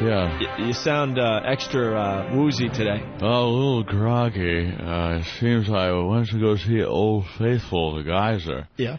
And I was told to put my face down in the hole to take a look, because I'm an investigative journalist. So I was investigating the hole when the geyser went off and shot me up about 100 feet in the air and lowered me back down. So I'm a bit woozy. Tom Brokaw, NBC Nightly News, live from Yellowstone. Is Yogi Bear the picnic basket culprit? We will learn tonight. Or is it just a plot, a ploy by Ranger Smith to try to make an arrest in these crimes that have been going on, playing in the park for many years? Could it be Ricochet Rabbit? I haven't seen Ricochet Rabbit a few times when he runs away after his ping, ping, ping. Yeah. All I see is a cloud of smoke and a streak. Who knows what he's doing in the interim? He could be the picnic basket thief. You know, this crime has gone unsolved for many years, and Ranger Smith was very desperate to find a perp, as he likes to put it. We even talked with Deputy Dog. Deputy about Dog, yeah? He just seemed to laugh and not say much and act very stupid. And I spoke earlier with a Huckleberry Hound who couldn't speak to me long and then hopped in a funny-looking car and drove away. But Tom Brokaw getting to the bottom of this picnic basket for debacle. From what? Yellowstone. What? Debacle. Oh, debacle. Okay. I don't think this crime has been handled right. Right. From the start. There should have been more investigation. Very important stuff. Why are they pegging this on Yogi? He seems like a jolly fellow. There are signs all over. Don't feed the bear. And why would Boo Boo hang out with him? Well, I'll be investigating tonight. Tom Brokaw, NBC Nightly News. Well, thank you, Tom, for stopping by today. All right, there he goes. Tom Brokenjoy, everyone. It's the worst. Opie and Anthony. All right, we got to go to the phone real fast. Dee Dee's checking in. Remember Dee Dee from Washington? She does the news for us every once in a while. She was going on a hot date, Anthony, because her parents were in town for 2 weeks, so she couldn't get any action. Of course. So she was setting herself up for a nice sex weekend. Hi. What's up, Dee Dee? Hi. Bill. Didn't that sound like that? Yeah. Yeah. I told you I'd call in about my date for the weekend. Yeah, so set us up. So the parents were in town for 2 weeks, so you For can... 2 long weeks. Were you at least masturbating after they went to bed? Because you're... No, because I felt weird. They're my parents. They're in the other room. I couldn't even release. It was 2 weeks of not being able to release. Because you're a horny one. I'm thinking even if your parents are staying with you, you got to figure out how to take care of yourself for a while there. They're my parents. All right, so they're in the And other I'm a room. good Catholic girl, kind of. Were they banging? No! Oh. I don't even want to know. They're jeez. my parents. All right. Well, so they finally left town. Yeah, thank God, Thursday. And you had a hot weekend? It ended about midnight last night. Oh. When did it start? What? When did it start? Friday.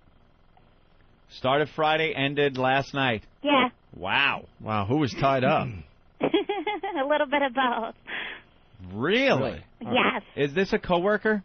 No. No? This would be, my delivery man. Jesse? No, Steve. Wait, you're back to the UPS guy? Yeah, my UPS dude. What's his name? Steve. Oh, okay. Steve. I just want to tie you up and spank you. I want to paddle your bottom. So Steve came over Friday. Friday evening, yeah. Friday evening. Had some dinner, watched a movie, then... Yeah, what'd you watch? You were able to eat dinner and watch a movie before getting into some action? Well, we had a little bit of action, too, beforehand. Yeah. Did he wear his uniform? No. No? Doesn't work weekends, I guess? No, he's off on the weekend. Yeah. All right, well, walk us through this. Come on. Oh, God. Well, what do you want to know? Well, you guys did the dinner, and what movie did you watch? I don't even remember. It was some lame-ass movie on TV. Oh, my God, you guys were having sex watching the movie, right? Probably, yeah. On the couch, yeah, sure. Oh, little on the couch? Yeah. Did you tie him up? Well, not until we got to the bedroom. So what did you do on the couch? A little bit of foreplay stuff. A little cunnilingus? Oh, my God, I'm not... Cunnilingus and fellatio? Did you do a little, did you get a little of that cunnilingus? a little fellatio? Lick, lick, lick. Yeah. Did you fillet him? Dip his head down there? Okay, stop. Did he put his head down and sound like he was eating a sloppy Joe through a straw? Oh, my God. Did you fillet him or what? I can't. Okay. With a little... little bit. Gave him a little gag? Yeah, sure. I gave him a little gag. Does he use little UPS euphemisms when you're having sex? Like when he's going to come, does he say, get ready for Saturday delivery? Oh, my God, that would be fun. Thank you for that idea, Norton. Yeah. All right, so you go to the bedroom. Now what? Well, you know, I tied him up. You tied him up. Yeah. With what? I have these, like, little, satin kind of, like, I don't know what you would call them, like ropes, sashes or whatever. What are they made out of? Satin? Yes, they're made out of satin. Is he tied up? Satin. Is he tied up, or can he get out at any given moment? Well, he didn't, but I guess he could if he really wanted to try. I don't get that whole tied up thing. Just don't even get it. I didn't get it until I did it for the first time, and then I got it, and it was like, whoa. Ooh, I'm tied up. Ooh. It's a power trip for you. I don't know what it is and why. I don't like it all the time, but with certain people, it's okay. So they're made of cloth, these things? Like out of satin. There's like a whole bunch of things you could use. Wait, what are they made out of? You like satin. Oh, okay. Satin. I drive a satin. A satin? Satin? Satin? Sorry. All right. Guys getting tied up is so ridiculous because it's like, oh, you've tied me up. Gee, don't fuck me. You know, it's like, what? If you tie a girl up, she could play off this fantasy like, I don't want to be fucked, and then all of a sudden you're banging her. But a guy is like, with a huge rod, you're going to be laying there going, oh, please. Oh. What are you going to do? Oh, I hate that you've tied me up because now you can fuck me at will and I can't fight you off. What? It's ridiculous. You ever get tied up and have to hold your own restraints because you can get out? You slip right out of them. I'm tied up. Oh, please don't. Oops. Oh, jeez, it slipped out. Okay, let me. Please don't use me as a toilet, you know. I mean, you know, yeah. Well, I'm tied up. All right, so he's tied up. Now what? Okay, do I have to go into all detail? Yeah. Are you naked at this point? What? Yeah. Are you naked? Well, yeah, we both are. Are you going down on his rod? I guess you could say that, yeah. Did you strap one on, Dee Dee? What? Oof. You did? No. Come on. That would be an answer to the tied up thing. Yeah. Because that would be like, oh, please don't, don't have sex with me. Don't. Okay, look, we're not fucking around anymore. Put that fucking thing away. Yeah. Untie me. Untie me, bitch. Green. Green. I didn't say green all weekend. No. No one said green all weekend, huh? No. Oh, look at you. All right, so Come on, it was 2 weeks. So what was the big moment for you? You had him tied up. What do you do to a guy when he's tied up? Oh, sometimes he likes a little bit of pain. So you know, nipple clamps, whatever. You do any cockball torture? No, I don't do that. Is that twisting and mutilating? No, not mutilating, I guess just twisting. The nipple clamps. Now you're tied up and you got the big rod happening. Now you got your nipples being... Nipple clamps. That's awful. Well, some people are, into that. Do you smother him at all, sit on his face? Say that again, You Norton? smother him at all, sit on his face? No. What do you do? Just put nipple clamps on him and go, huh? No. Hey, how about that? Look at you now. Look what I do now. Look what I do to you now. All right, so you got the nipple clamps on, then what? That's what makes any of this ridiculous. Yeah, because now you're sitting there like, yeah, you got me. I got the nipple clamps. And you got to think the guy's just going, when are we just going to fuck? We all do silly stuff in bed, and you're just, I don't know. When are we going to have sex? You're so close the whole time, just bursting out laughing. Yeah, because the whole act is ridiculous. Because now you're tied up his arms and his legs. He's got the rod and he's got the nipple clamps on. I'm laughing at this point if it's me. I'm laughing. I'm like, what are you doing? You're like, this is silly. This is really silly. So what do you do next? You just kind of pull on the nipple clamps. Taser his yam bag. And what does he do? Scream for more, or does he have to? What? Sometimes he'll scream for more. Yeah. And what are you saying? You're a bad boy. Yeah. I'm gonna fuck the FedEx guy. Yeah. There's a 5-car pileup on the LIE. Ow. That one sounded like it hurt. So what do you do? So do you have a feather too or something? Actually, I do. And then I also have like a few whips. You got a riding crop? Are you cropping across his belly or something? You know what? Next time you're in town, I'll just bring the equipment in and you can look at it. Good idea. Hey, do you smack his penis with the riding crop a little? A little bit, yeah. Like, You've done this before, haven't you, Norton? No, I'm just very familiar with it. I'm not really a submissive, to be honest. You're dominant? I don't know what I am. I just don't want to be tied up. You're a pervert. Yeah, I'm just filthy. John wants to know if you used the ball gag on him. No. Like the gimp? No? Okay. No. So, all right, he's got the nipple clamps, you got the feather, you're pulling on the nipple clamps a little bit. What else? Yeah, just a little bit of, like, you just talk kind of rough.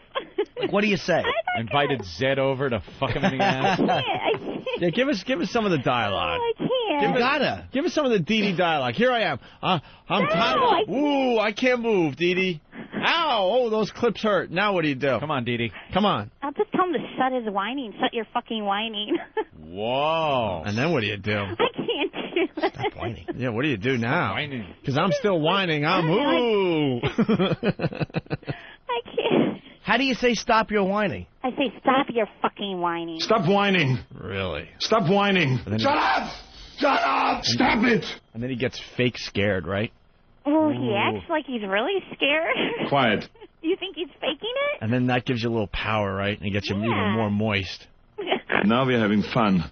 Oh, my God. Stop whining. And then do you climb aboard? I guess you could say that, yeah. Climb aboard. All aboard. All aboard, everybody. All aboard. And then eventually you let him go and he just has his way with you, right? Then what happens at the end? Oh, what do you think happens? Use your imagination. But do you let him go and then he has his way with you, or do you just ride him that way?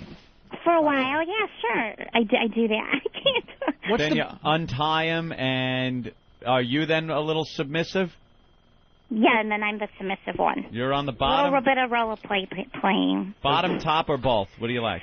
A little bit of both. Yeah? Yes. Did he spank you? Of course he did. All right, this is the fast round. Come on, guys, because she only has like 30 Okay, seconds. you know what I'll do? How many times did you have? How many times did you come?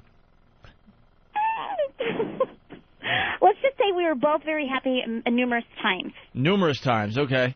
Come on, I had my whole weekend here. What does he say to you when he's spanking you? Yeah, what does he say to you when he spanks you? you bad girl, you. Yeah, you like that. Well, You like he that. used the F word a lot. You tell me about all the cock you suck when I'm not here.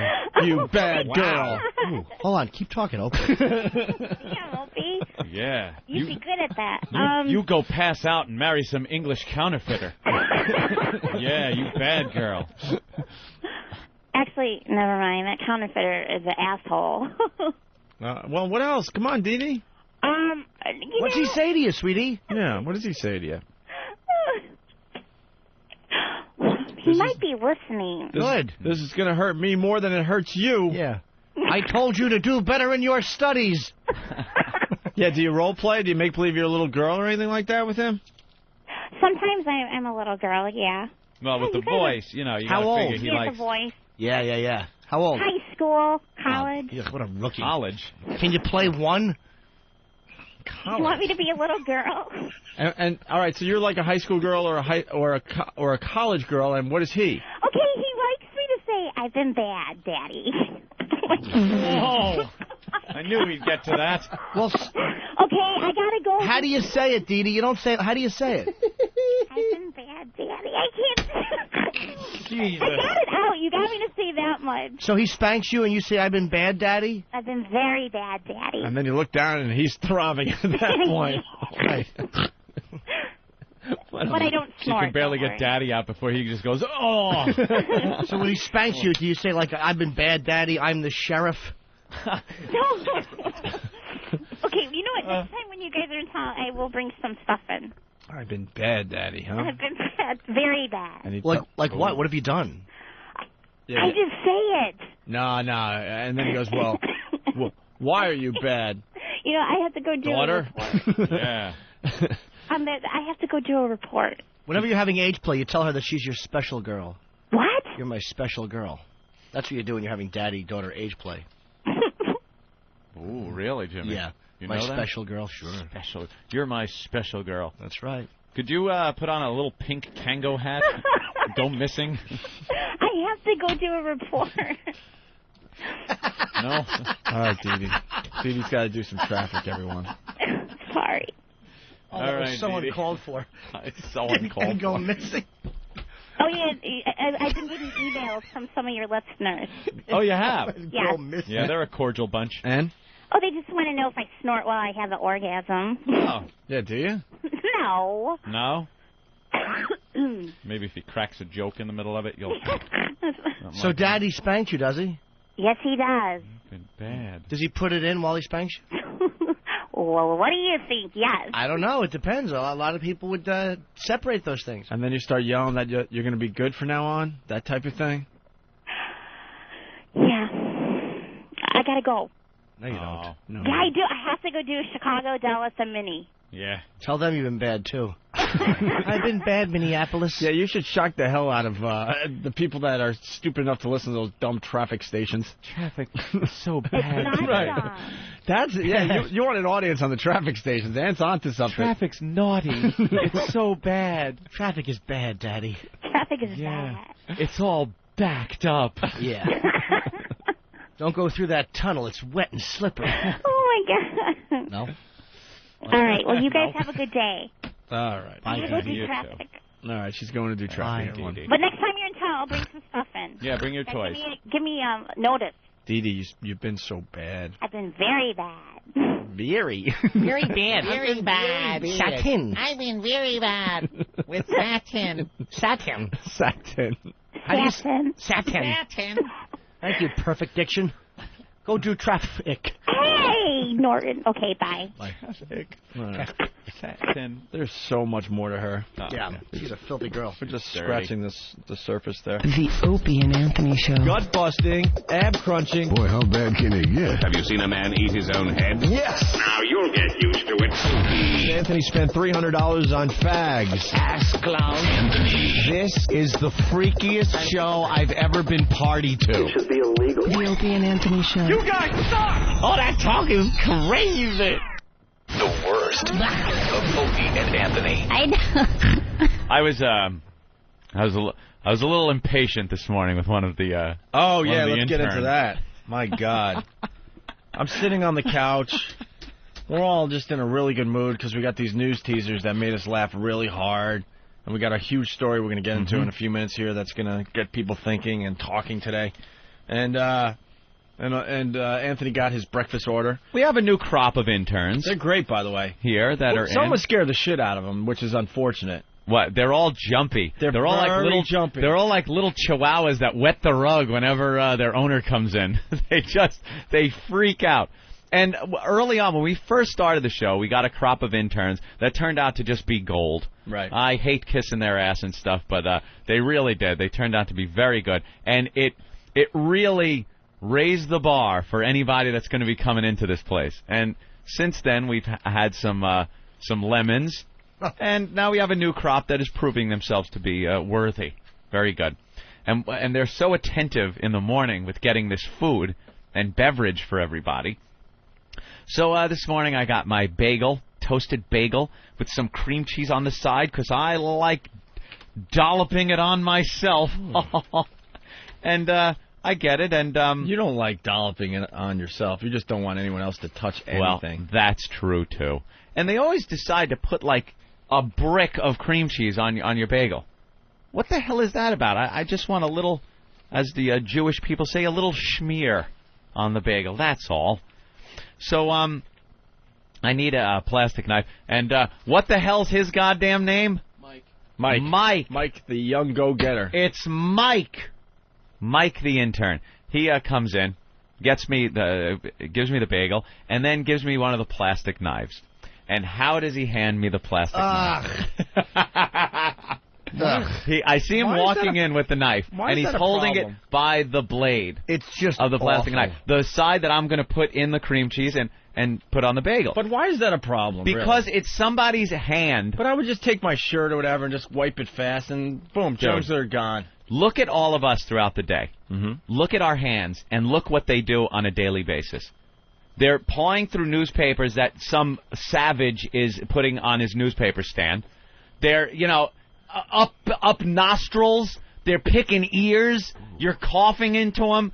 I don't know what people are doing. So then he holds the knife by the blade. He comes over, and I just instantly, what popped out of my mouth, I couldn't even hold it back. It was really funny. It popped out of me before I even knew what I was doing. Let me tell everyone what Howard Hughes said to the intern. Tell me what you did. He comes over. This is an exact quote. I had to write it down. Tell me what you did. He hands it to me, and I go, tell me what you did. Tell me what you did. And he jumped. He went, oh, I'll get another. And like freaked out, ran, got another knife. These guys are all frazzled. They're so frazzled. But I didn't even go like, excuse me, the knife was it? I just looked right at him and went, tell me what you did. That's how you should handle that. It jumped out of me so fast that I started laughing at myself that even came out of me. It was funny. Tell me what you did. These guys are working for free. Then I rolled up the Daily News and smacked him on the nose. I shoved his face on the knife on the floor and went, no, what did you do? Bad intern. And he knew, and he ran and got you another knife. Yeah, he'll never hand it to me blade first. But you germaphobe. But beforehand, he'll probably stick it up the crack of his ass and then hand it to me. I've ruined that. I can't have him get me breakfast anymore because now I'm afraid he's going to spit in it. Right, you have to bring your own knife now, psychopath. See? In your back pocket. I do. Germ-free knife and a little baggie. I'll bring a box of plastic knives and keep them on my desk. I had no idea you had this in you, this whole germ thing. It's not really a germ thing. I don't know, It's not about the germs. It really isn't. It's about being disgusted by bodily fluids. I'm not afraid of the germs that are in snot. People have this misconception that I'm a germaphobe. I'm not afraid of germs that are in mucus. I hate mucus. I'm not afraid of germs that are on people's hands from, earwax or that. I just think it's disgusting. Do you know that Anthony is the only person alive that has never picked his nose? I don't believe he's never. I've picked. Are you sure? I use a tissue on my finger. You never just got in there? Finger. You never just got in there? And went to town? No, there have been times I've had to, but it's definitely not around any other people. On the job site, back in the day, when I was working for a living. I don't understand. Yeah. You used to do some crazy things on the job site, and now... Opie, those things are necessary for your own survival. Now a stupid plastic knife with maybe an intern's, thumbprint on it drives you nuts. It's anybody's Dude, hand. Shit in spackle bucket. Yeah. Yeah. The old days. That's what I did. And there was no toilet paper around, right? No, you had to use toilet paper. Stop. What do you think I was going to wipe with? Although once I think I wiped with an old T-shirt. Yeah. And then I put it back on and continued working. I was walking. Me and my friend Paul McKay were walking to steal comic books years ago, and I had to take out like one of those dumps. It's almost like if you don't shit now, you're just gonna collapse in the street. Yeah, your legs actually give out on you. We had walked 3 miles from home, all these comic books. So I had to go into this woods area, and I'm taking a dump. And as I'm shitting, these yellow jackets flying in between my legs. What kind of a caveman dump are you taking? It was awful. There was bees flying around. Oh. And I think I had to use my underwear to wipe my ass and throw it out. Yeah, it was awful. Sometimes you got to do what you got to do. Old salt and vinegar potato chip crack is what I had walking. Let's go to the Gooch in Cleveland. Gooch! I'm sorry, man. I'm still laughing at Norton. Sorry, guys. Good evening. Anthony, you are going to end up with fucking plastic over your furniture like my old Italian grandmother. You are a complete fucking germaphobe, man. Complete germaphobe. You're going to have psychosis. Yeah. No. I saw Bubble Boy the other night. Did you? The John Travolta movie there? What was Bubble Boy? Boy in a plastic bubble. Boy in a plastic bubble. Bubble Boy. And I was, look, I'm in a bubble. I was Sandy. I'm in a bubble. I was thinking of Anthony. All right, Coach. Yeah. Later, fellas. Hey, by the way, Danny, can you get rid of everyone that wants to talk about my dumping problem with their remedies? This guy says, Anthony, I hope you never accept change from a cab driver in New York City. I work for New York City, and whenever a cab is involved in an accident, you can always find a bottle of urine under the driver's seat. That's how they go to the bathroom. So you know they're not very clean, and they're probably dribbling on themselves if you've ever taken a leak in any kind of a bottle or anything. Many times. And then they're just handing you money back. And by the way, no, I don't care if I will never accept change from a cab driver. Really? I swear, I just hand him whatever I have. If the ride is $5, I'll hand him a 20 if that's all I got, and go, yeah, keep it. See? I can't. Another example. Dude, I can't touch a cab driver. The bills are filthy, though, even if he's not touching it dirty. No matter what money you have is dirty. Yeah, but as long as I don't see it. See his filthy urine-ridden hand. It's odd to watch somebody slowly go down the slope. I know. It's not fast. It's little things. It's tiny. I got to start keeping a list because you're so right. The slow slope, right? Yeah. And he's smart enough to be able to justify it, no, dude, it's not. You think Howard Hughes just said, "I'm a nut"? No. Of course he didn't. He said, "Oh no, it's just that 5 layers is what you need to open the." That man was a genius. He was. Yes, he was. Well, some people think you're a genius, Anthony. Well, that's right. But another side of your brain is rotting away, man. Something is happening. You think something's happening? But I'm glad to report that you are wearing a shirt I've seen before. Oh, right. Okay. Yeah, you know something? When I put this on this morning, I went, I think this is a familiar shirt. They might notice. Yes, this is Because in the dark, I thought it was the Periwinkle shirt for a second. Not that we study each other's dress habits here, but we see each other every morning, and everyone has noticed that you just don't have a rotation. Yeah. This is the first shirt, and I'm not even kidding. This is not a bit for the radio. This is the first shirt I recognize that you have worn before. Yeah. Like, Jimmy's worn that Sabracadabra? Probably 100 times. Probably. Yeah. You're like Periwinkle shirt with the red around the neck. This isn't Periwinkle. What is it? That's corn... Dude, this is not cornfield Periwinkle. blue or whatever Sky it's blue. called. Cornflower blue? It's just a light baby blue. Baby blue. Yeah. Yeah. It's got like a white undertone too. It's like a cloud blue. It's Yeah, nice. you're very good. Yeah, cloud. It's not that bad. No, it's not. The problem with Bring out me your is eyes. the problem with me today is I got the jeans on that I started wearing. Oh no. What day are we up to? Oh Jesus, no. Thursday. These go back to last Friday. Last Friday. Easily. Yeah. Don't you know? Dude, I do the smell test. We don't have big meetings or things to do after the show. So as long as it's not reeking, I throw them back on. Here's the thing though. New underwear and all that. I'm not crazy. You rollerblade in the hot weather. Right. And then you, without only bathroom breaks and stuff, but for the most part we're doing no breaks for an hour and a half sometimes. That you're just sitting. Mm-hmm. Sitting after sweating. I agree. Not good. I do the smell test though. But quick smell.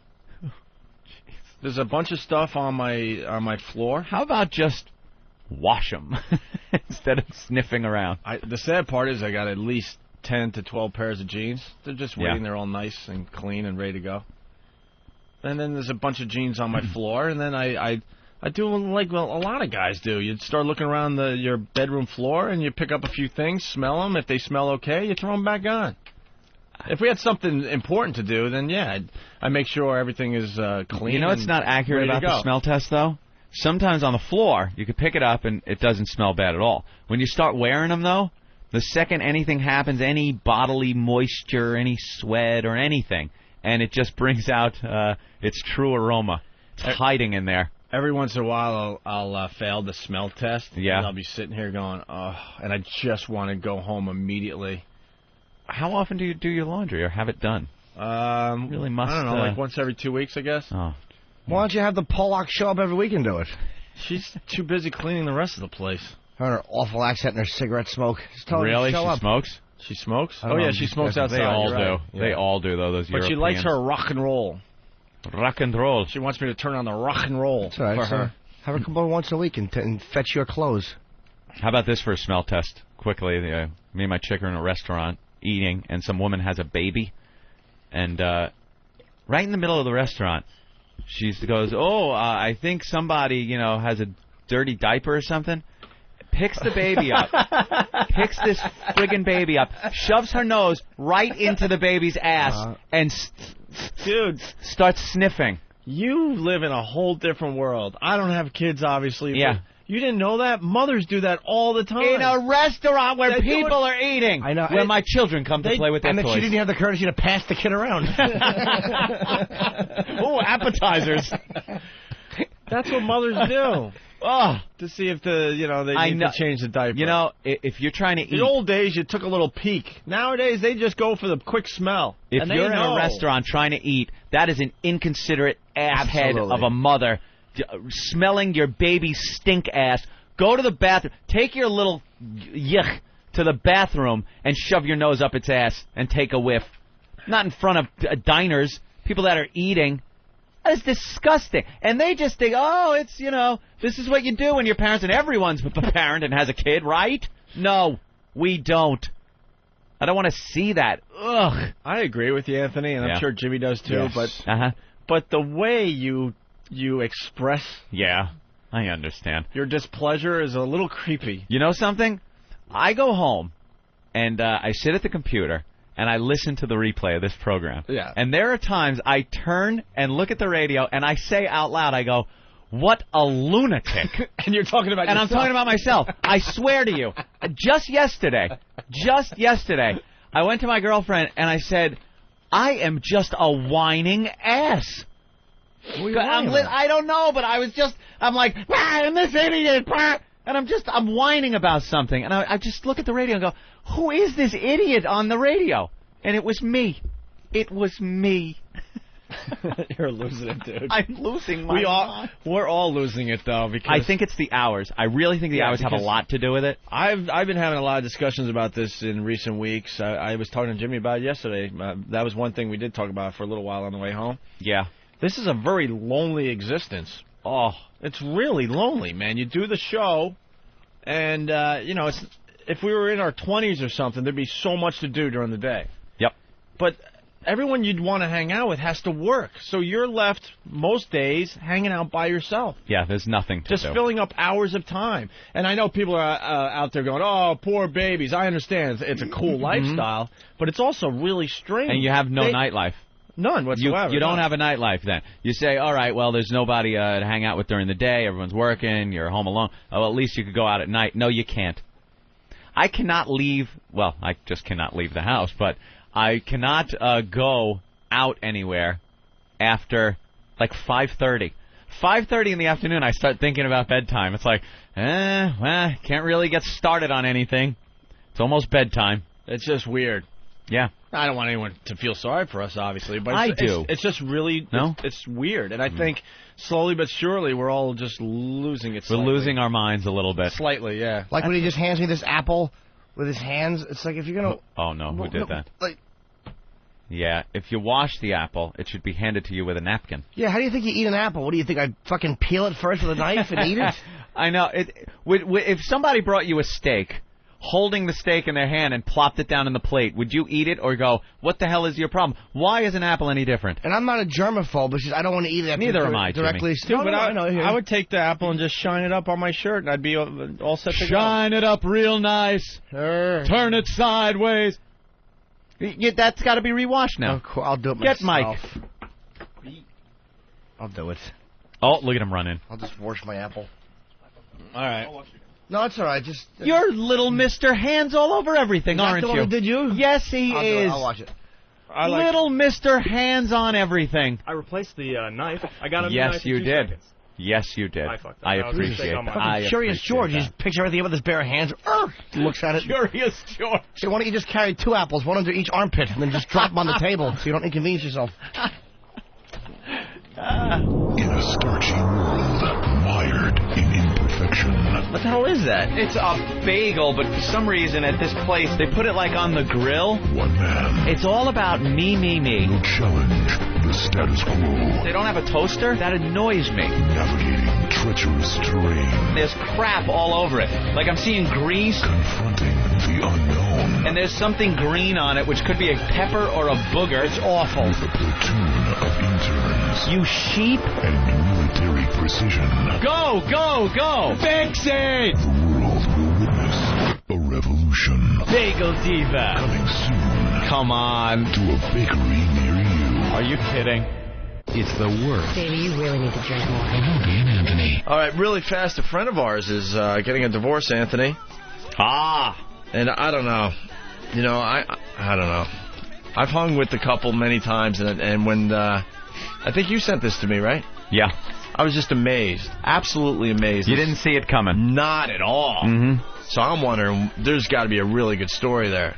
Yeah. I mean, you know, during our hiatus, I went out to L.A. a lot, and I've been to Barry Williams, his house 3 times. Yep. Had the barbecue and smoking the cigars, drinking the martinis. And invited you to watch the sunrise, sunset. Which one was it? Well, that was a really quick. I was going to say funny, and I stopped myself. But I was like doing some inline skating down on the beach there. You know, you could go all the way to Venice Beach and Santa Monica Pier, right along the water on your skates. It's very festive, Anthony. Yes, I've seen it in the movies. People are biking and running, and you could throw in some skates and just skate along all afternoon long. And I get a phone call from Barry. Hey, I hear you're in L.A. or whatever. I left him a message, and he's like, yeah, I want you to come up to the top of Beverly Hills. Like, he's way up top. Mm-hmm. Overlooking all of Los Angeles and all that. He's like, yeah, come up around 5 and we'll have a cigar and we'll drink some martinis and we'll watch the sun go down.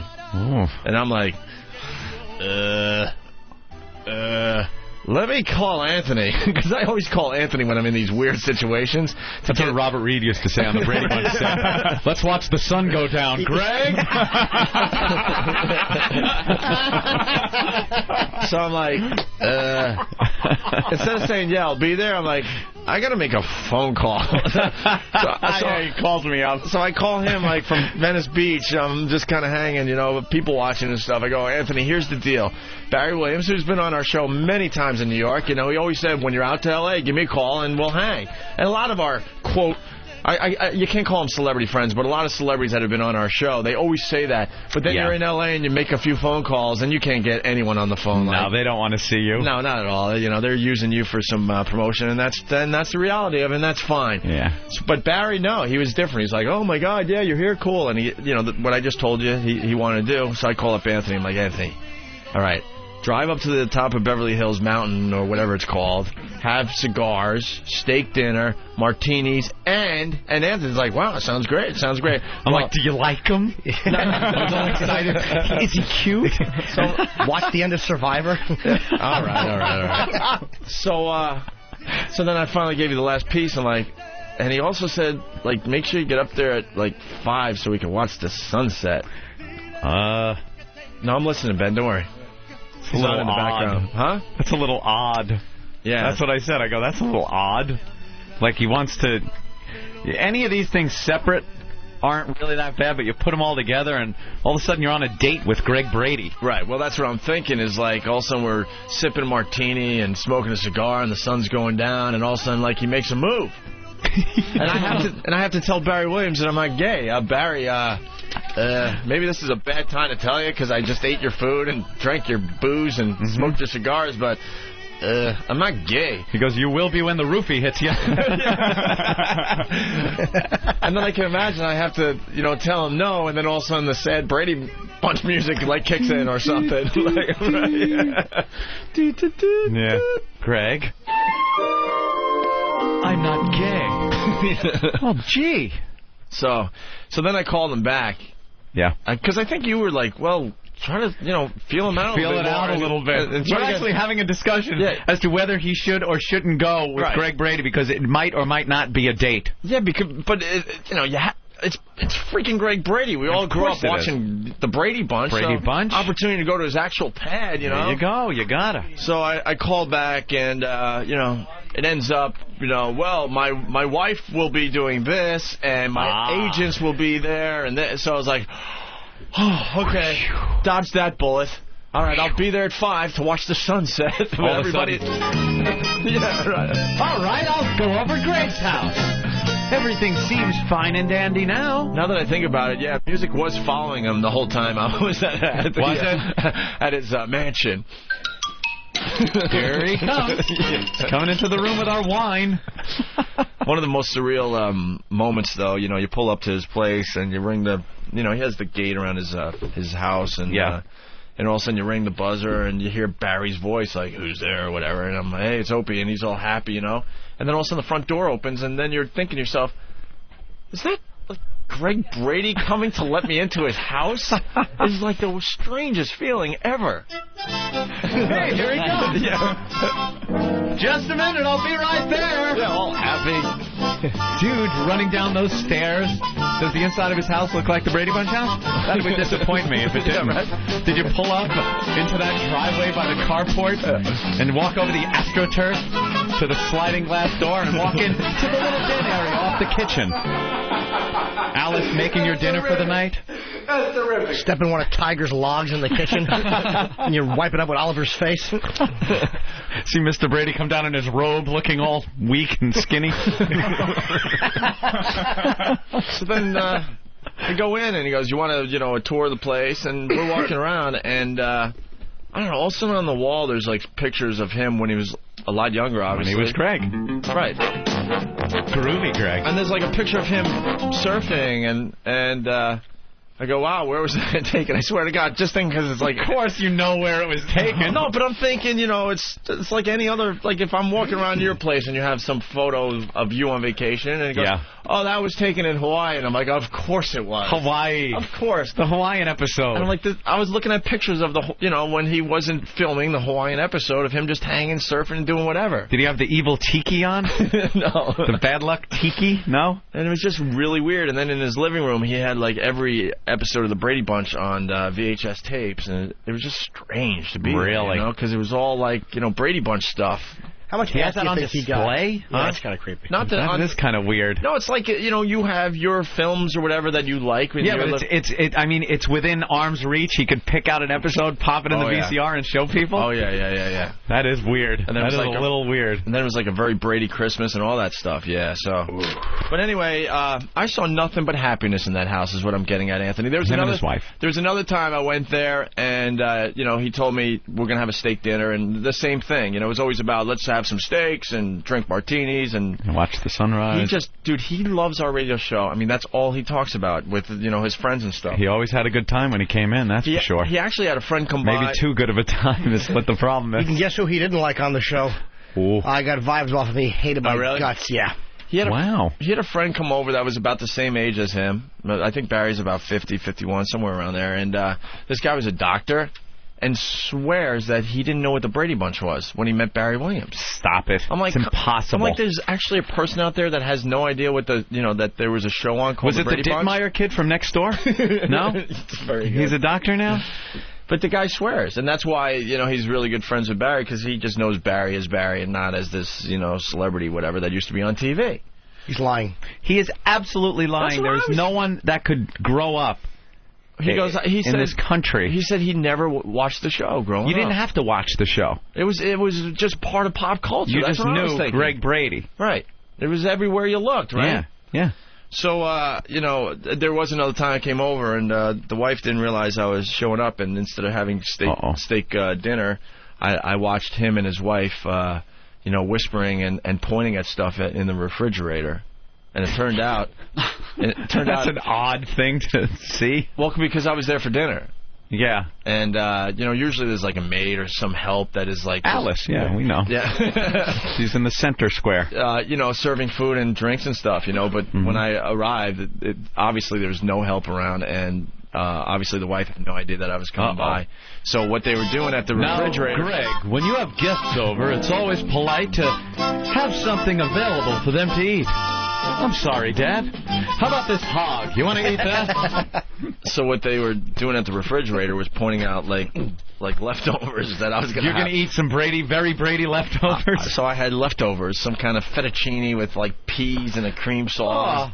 What if they're the people that kind of scrape it from their plate back into the container because they don't expect guests? I had Barry's leftovers there, Anthony, and then... you know what I noticed? And then he had, just really fast, because I looked at my plate of food going, ugh, I hate this. And he had a nice spaghetti with a nice...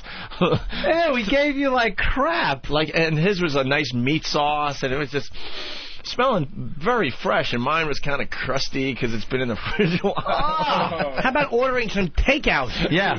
Some Chinese food. But it was just really funny to see him and his wife at the refrigerator discussing, I didn't expect this asshole to come over. Right. Look, I told him to come yesterday. We watched it. He put a scented log in. He started a fire. All right? We have to have him back. Why did you invite him over? I didn't invite him. He just shows up. Our listeners are a bunch of asses. For some reason, Opie goes to California. He doesn't get a hotel room. He stays with Bob Eatman. He stays with me. Line 6, Fred in Texas. Java log with Greg Brady. No. Oh, and then line 7, Kevin in Philly. No, I'm not going on the phones. I'm just quickly going over them. Line 7, Kevin in Philly. Ope called in for a Java log because I forgot mine. Java log. I don't want him here. Every time he comes, the marshmallows disappear. I don't know what he does. I didn't know I was married to Joaquin Phoenix. Yeah, we're going to talk about that a little later. That's a very good segue. Anyway, Anthony, the news out of Hollywood, and I'm very surprised because I saw just a loving couple. I really did. Yeah, I really did. I'm really surprised when you emailed this to me. But Barry Williams, a very Brady split. Oh, they got to put that in there. Growing up, Brady apparently didn't do much for Barry Williams' love life, Anthony. the former sitcom star who played Greg in the Blended Family series, is in the midst of his second marital breakup.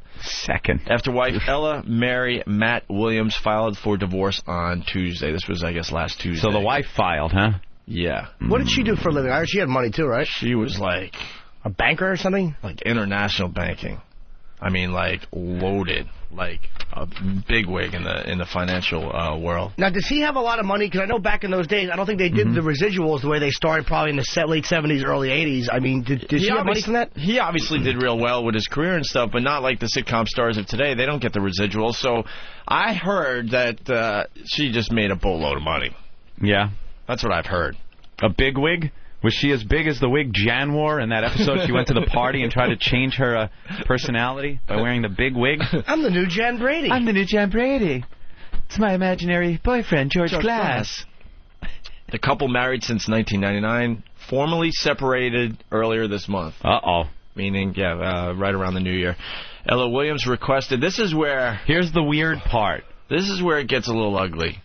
In my opinion, Ella Williams requested sole custody of the pair's 2-year-old son and asked that Barry Williams only be permitted to visit with a nanny present. What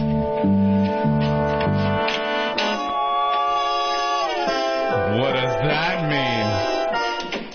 Uh-oh. Maybe they're afraid he'll take the kid. Let's go look. What, like take and run off? It happens. Who the hell's not going to see Greg Brady, though? No, I'm not. Where's he going to hide? It's Greg Brady. I'm just saying that there's a possible reason. I mean, like, who knows? I mean, I don't want to make any, like, Woody Allen-ish, accusations. It could just be because right. she's afraid he'll take off or she's being a ballbuster. Well, I mean, obviously something happened. Yeah. Concerning Barry, obviously. Do you think that the kid knocked his prime rim over? Pride rim? Oh, my God. I knew what you meant, but Jesus. I really did. I thought he said prime rim. His pride rim. His pride rim. His nice chrome one he put on his van. It's wonderful. And he knocked it over, went clang. Got kicked right in the lever. Pride rim. Ugh, Jim from Moonaki, I suck. Pride rim. All right, anyway, so it's a developing story, but... she might be doing it for a little more leverage. I honestly did not see that coming. I've been to his house 3 times easily in L.A. I've talked to both of them on the phone a couple times, and even Ben and I actually ran into them at... not ran into them. We had dinner with Barry and his wife and a bunch of couples from, Connecticut or something, remember? Yeah. Remember those asses? Remember? Hold on, let me get your mic on. The funniest thing was... Well, hold on. The funniest thing is coming. Wait. Let me stand up. What happened? Hold on. Andy, did you hear that? Yes, I heard that. He said the funniest thing. Now, this isn't just something funny. Yeah, this is... This, now, what we're going to hear is the funniest thing. Tyson, you heard that, right? Yeah, it's the funniest. You've seen some funny things, probably. But this will take it. This is now funnier than any of that because it is, as he has put it, the funniest thing. Richard Pryor live in concert, nothing compared to this. Nah, stop it. Eddie Murphy, delirious. Nothing. Garbage. And you brought your laughing cap, right? Tyson has put the laughing cap on, so people, we're now ready beg you, please strap in. Pull over, folks, if you're driving, because a real laugh is coming. This is Ben's A material, if I do say myself. The funniest thing. The funniest thing about Barry Williams and his wife and having dinner in New York that time, right? All right. All right, Ben, we're all prepared. Ben, we're all ready. We all have our smiles ready to go. Oak's talking about the radio show to one of Barry's friends from New Cane, and he's like, why don't you guys broadcast from another country on a boat? Remember that? That was funny. Yeah. Let's play a new game. When I'm around, you say something stupid like that, punch you in the face. Wow. That was funny stuff. Yeah, that wouldn't even be funny if Natalie Wood said it as she was falling off. Well, another Scott Peterson had a funnier boat story. The Modesto Follies. Another gem from Ben Sparks, everyone. It's the story of a man named Scotty. who was drowning 2 cock blockers of his own. Oh, well, all right, there you go. Fetus in one of those squares. The Peterson. I will say this much, though. Walking around with Barry Williams through New York, through Midtown, that guy's so famous everywhere. He can't walk 2 feet without everybody. Well, that's why that guy's full of crap saying he didn't know who he was. Stop it. The guy can't walk without being mobbed. We went to another place to have drinks, and I'm telling you, man, they were so happy. That it's going to be really interesting when the story comes out, because they always do. And women between the ages of like 30 and 50 just all wanted pictures with Barry Williams. Of course. Wherever we went. Maybe I heard rumor has it they were in the house. She was listening through a vent and actually heard him propositioning a girl, and it turned out to be a goat. And she was upset by that because she thought he was cheating with a girl, and it turned out to be a goat. And he later asked to have the goat join in. That's really in the bedroom. Well, wasn't there a time though too that she really thought that he was planning a surprise party? Yeah, and she kept running in with her arms out, and he kept going, "What do you want, you annoying whore? There's no party." And nothing. And then there was a time she had actually, because she's a bigwig in the banking business, she had some important bank documents, and she asked him to bring them to the office, and he got on his bicycle, and the tube, he found some girl that he knew and left the tube in her station wagon and drove off and lost the important documents, and then actually gave him a second chance, and he lost it again while he was looking at magazines of hot rods. And wasn't there also a time like they bought for their bedroom some sex toys, and he couldn't put them together because he's not mechanically inclined? I believe that was his brother. Well, yeah, but she also complained she didn't like him smoking in the house and calling her parents by their first name. That was true, yeah. And his alter ego, Johnny Bravo, was getting to be a bit much. His singing around the house. Yeah. All right, well, I forgot about Well, all I hear all day long in school is how great Marcia is at this, or how wonderful Marcia did that. Marcia, Marcia, Marcia! Marcia, Marcia, Marcia, Marcia! Looking at the screen, what does this feeling mean? I got this shiver way down deep in my loins. A blonde-haired beauty, and who ain't she a cutie? The best in every club that she joins. She teases all the fellas, her little sister jealous. Goddess from her head to her toes. Well, she wears a groovy skirt with a flowered print shirt. She's turning heads wherever she goes.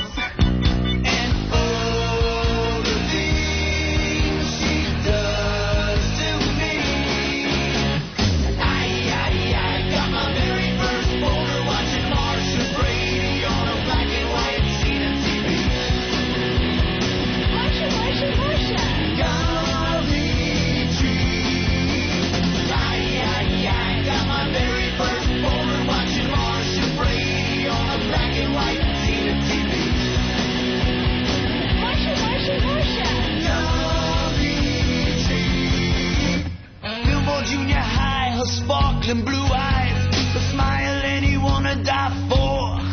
Well, I almost shot my load at the Hawaiian episode, but mommy started knocking on my door. She's sweeter than a peach in her bikini on the beach. The other girls couldn't compare. Yeah, and what a piece of ass when she took that hula class. Her skirt so short I think I saw her hair. And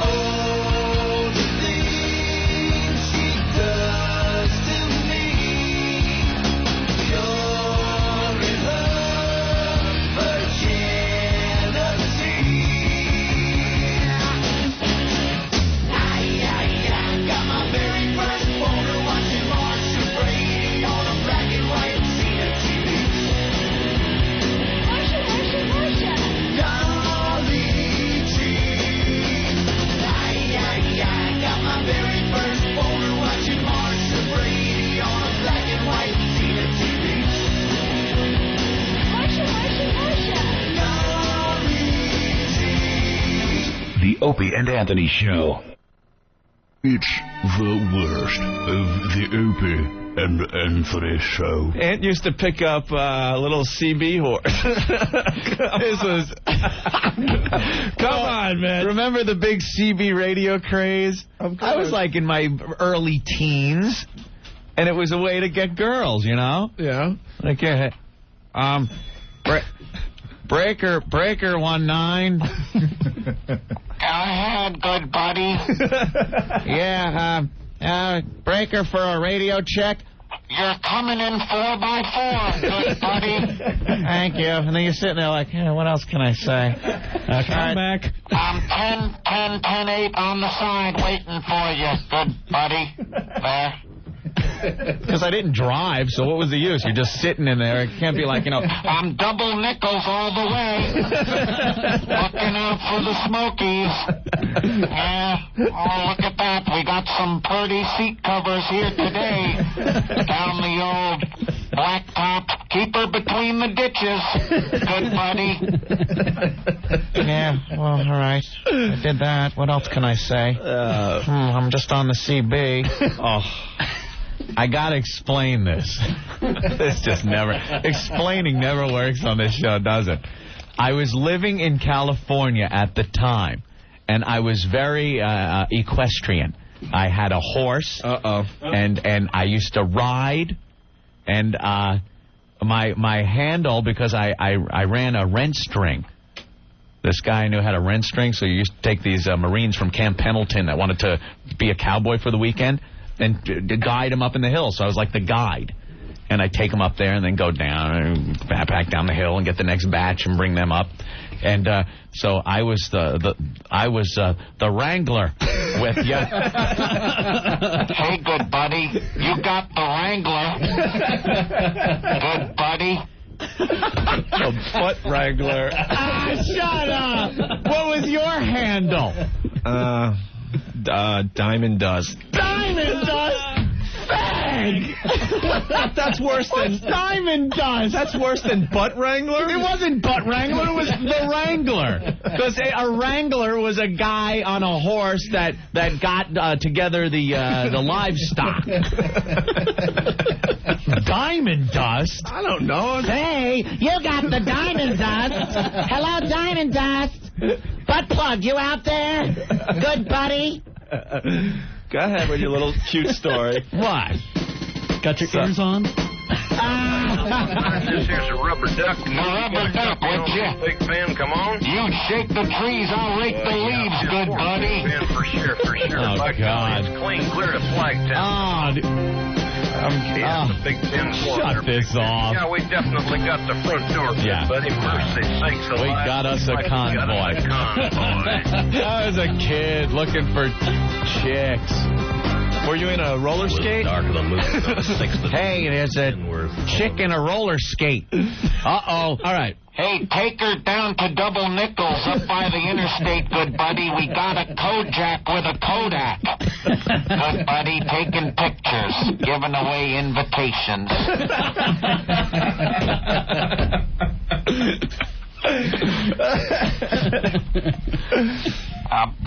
Be back. I gotta go 10-100. Yeah. Did you see any Tijuana taxis out there? We got us a Tijuana taxi. Whoa, I just got passed by a crazy man on a crotch rocket. You better watch out for the Smokies. Come on, everybody. All right. Meet you up at the choking puke.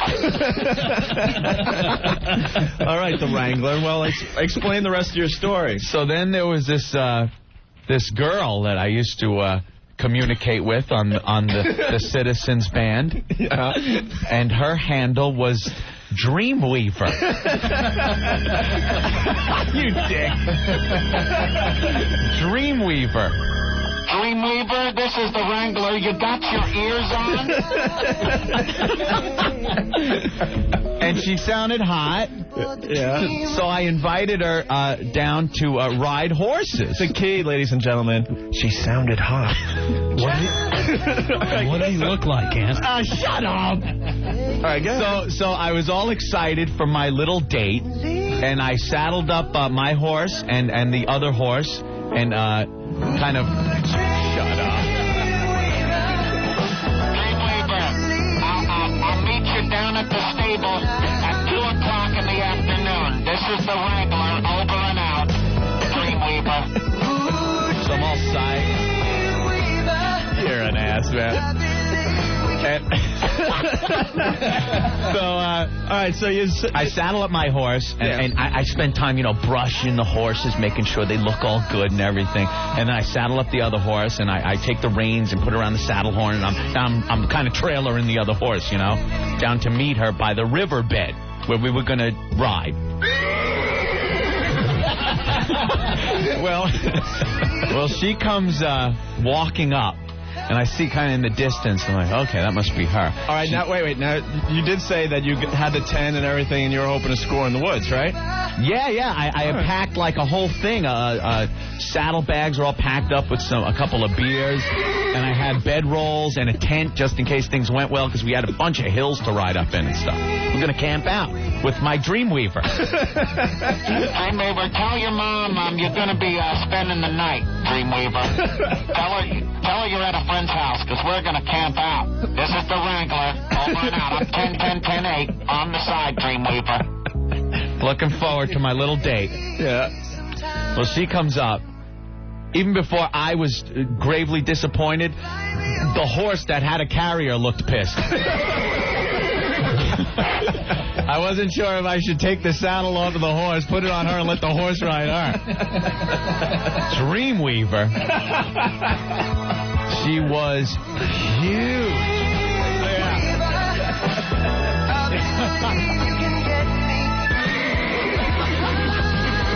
All right. Yes, I was gravely disappointed.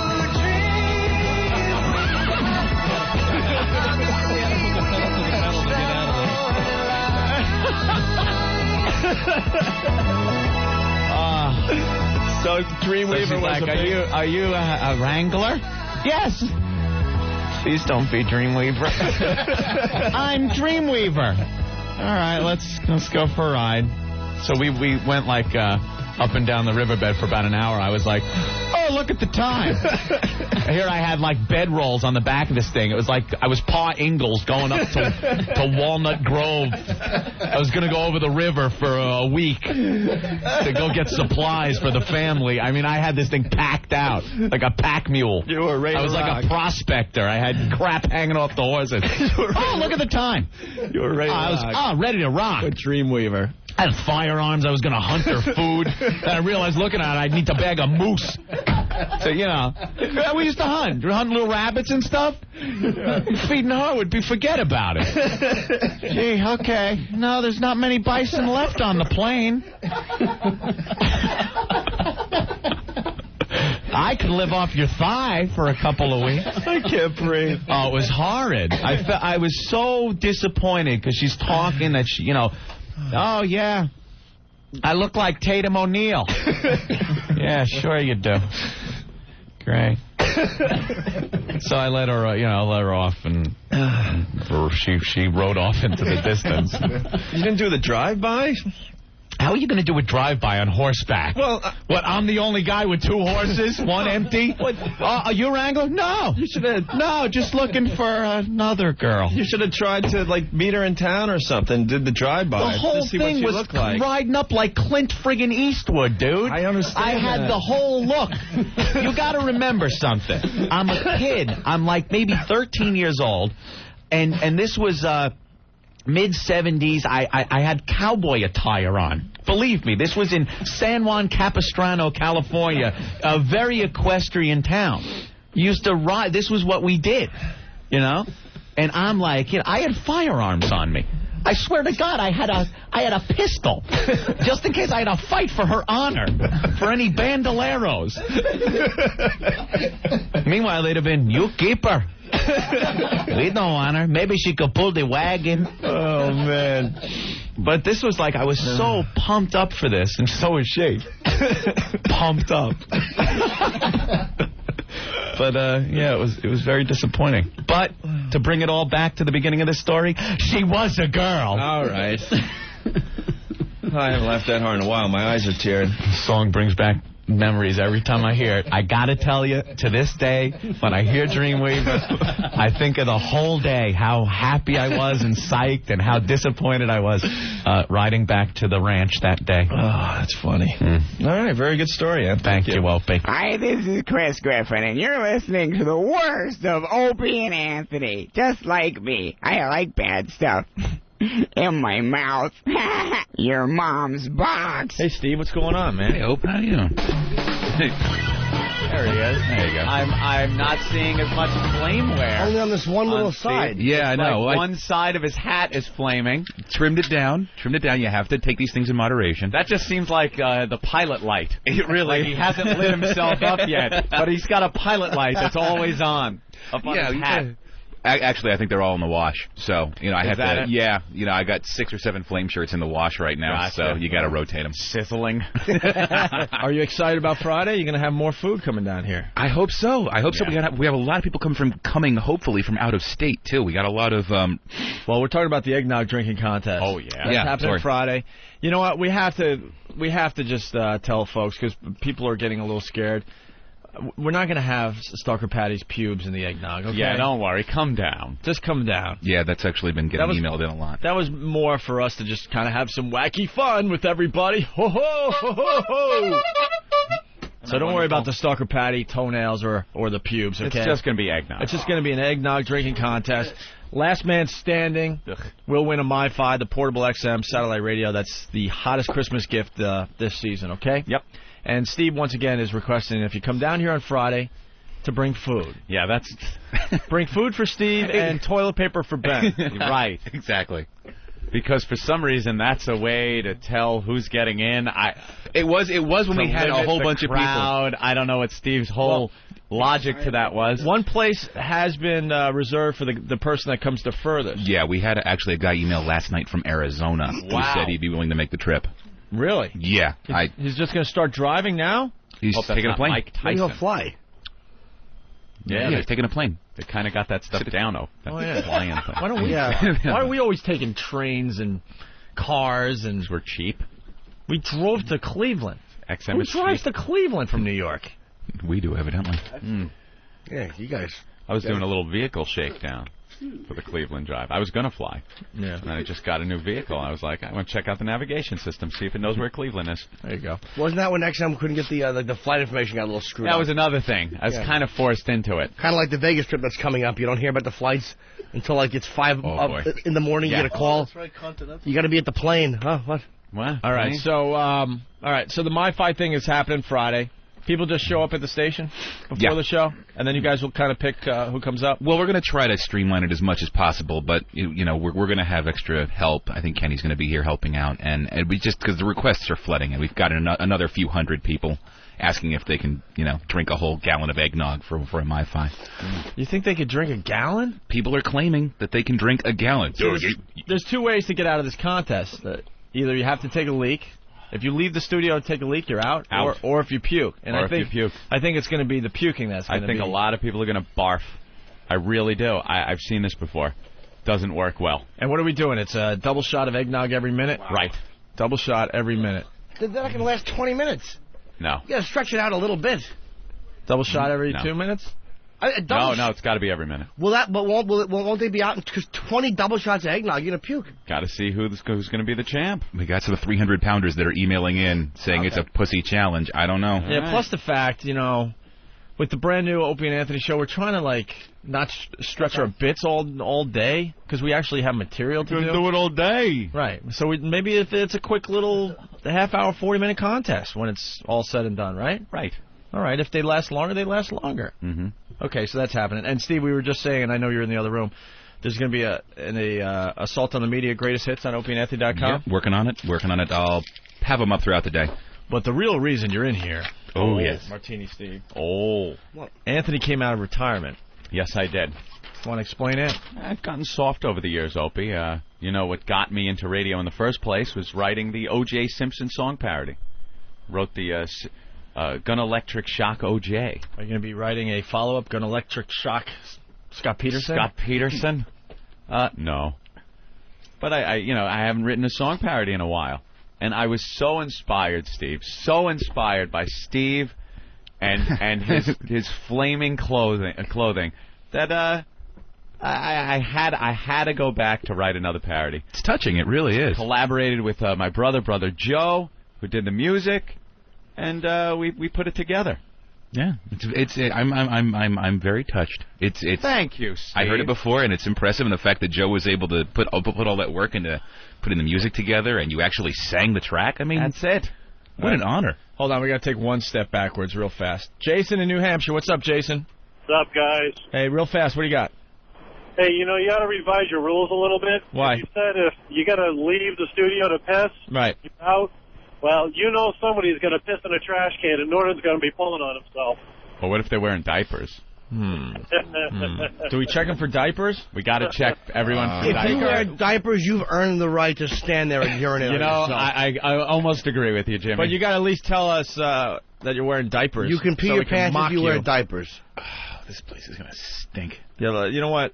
Yeah, if you take a leak in studio, out of studio, you're out. If you leak, you're out.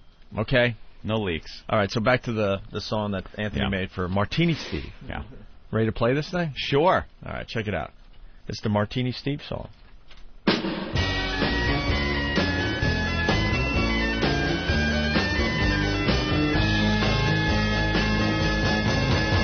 He's got some flaming shoes, the kind of pyro would admire. He makes contestants bring in food, and he runs the Boundary Music Empire. Martini Steve's clothes are on fire.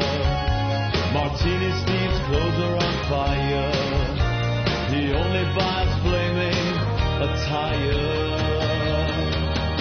His clothing's like a barbecue. His laundry never needs a dryer. If you're selling burning shoes, this drunken Lebanese will buy 'em. Martini Steve's clothes are on fire.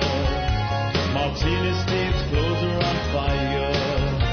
He only buys flaming attire. Yeah, he's got some flaming shoes, the kind that Satan would desire. If you're with him drinking booze, the smoke detector is required. Martini Steve's clothes are on fire. Martini Steve's clothes are on fire. He only buys flaming attire. He only buys flaming attire. Martini Steve's clothes are on fire. Martini Steve's clothes are on fire. Excellent. There you go. Very nice. A tribute to your flaming clothes. Gotta love that. I like how you got the flaming clothes, the alcoholism, and the Lebanese. All in one shot. They'll bring the food. Yeah, bring the food. And Foundry Music. Yeah, exactly. All that stuff. Little Foundry Music. I appreciate that. That's really touching, man. Yeah. Hey, that's great. And I'm a little disappointed you're not wearing more flames today, though. I'll make up for it tomorrow. I will have flaming boots, flaming shirt, flaming hat. People can't see your face when he's hearing that song. He looks like one of the girls that Johnny Fontaine was singing to. Yeah, you were just. Well, that's also partially because one of my eyes is tearing up because I clocked myself in the head yesterday. But other than that, with what? A cardboard box. I know, stupid. Oh, he's trying to put himself out. He hit himself. You got to give props to your brother there. Oh yeah, that's great. Joe's the music guy. I guess he just shows up at your house with all the equipment. He's hysterical. He shows up yesterday. He's got his truck, and he just comes into my house with a little mixing board and microphones and sets up. We blow it out, and then he leaves, and I'm like, you're like a doctor making a house call, Parody done. You'll get my bill. Just burns it right there in the house? Yeah. Burns it, hands you the disc. Here you done. go. This was a piece of cake. Thank you. It's good to get back into making a little song parody. All right. And to do it for Steve, one of our favorites. Thank you, Anthony. Wearing Foundry Music wear today. Yeah, well, they're easy because I have so many of these effing shirts. What a lousy, stupid idea this was. What? What? Never make 150 shirts, though you're not sure that people would buy 10 of them. Wow, what, people don't buy that with the FM on it? That's fantastic. I love the logo. Actually, they would if we could logo. figure out how to sell them easier. I just got lazy and decided I didn't like mailing these effing things out, so we're working on it. How many have you sold? Actually, we did sell. We probably sold like 200 of them so far. So Out of 150? I know. I have 150 left out of like 400. All right. No one cares. Anyways, thank you. Steve. No one cares. Thank you, really. Melanie, for dragging me through that. There he goes. Martini Steve, everyone. All I want is to get laid and eat sandwiches. That's it. That's the closest reference you can get to something cool, hip, and groovy. Cool, hip, and groovy. Dick. Yeah. Where do you go when your wife changes the locks? The Opie and Anthony Show. I want to be on you. Well, you've come to the right place. I help you, you help me, we all laugh. Don't worry, we're not listening because this is a boring conversation. Love you too, sweetness. If you walk past them, they'll take your jewelry, take your purse or whatever, you know. You have no idea what they are. There are a lot of questions about them. Real. Dirty looking. Think you know. Shut up. Bring on the booze. Is this the Opie and Anthony Show? Okay.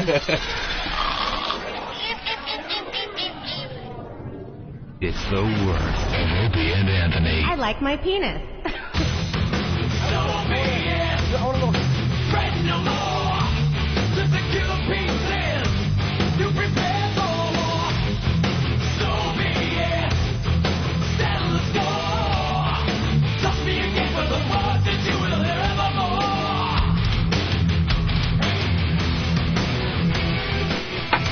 Gotta love Metallica. God damn. Never gets old, right, Anthony? No. This is drive like 90-mile-an-hour music. Oh, yeah. Love it. I think it's time for the eggnog drinking contest on the Opie and Anthony program. Steve is in place with his video camera, filming it for opieandanthony.com and foundrymusic.com.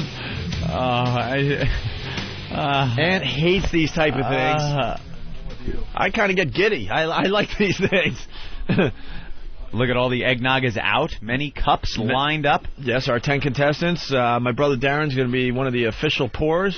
Now, hey now. Mathematically, this is a little rough because if these guys are doing shots every minute and there's 10 guys, do a little quick math. That would be 6 seconds per cup. 6 seconds to pour out each cup so that everyone's ready for the next shot. I'm up for the challenge. You're up for the challenge? Yes, absolutely. It's a challenge within a challenge, Opie. Do we have enough eggnog opened up? I think this is going to be just a clusterfuck. I mean, I have confidence in our guys, but I don't know. I think something's going to go horribly wrong here, Anthony. They're dirty animals. I think it's probably closer to 5 seconds per pour because you're going to need a little bit of time for them to then pick it up and do the shot. Yes. You know, the in-between time. This sounds like the Warren Commission, you know, with Exactly. the shots. I need to reload the cartridge before I pour again. He can't possibly reload those cups quick enough. You have me consorting with a real cast of beverages. All right, it looks like they got a system in place. All right, we'll see if it works out. Noah's helping out. It's his birthday today. Oh! Happy birthday, Noah. Happy birthday, Will you be banging a porn star for your birthday today?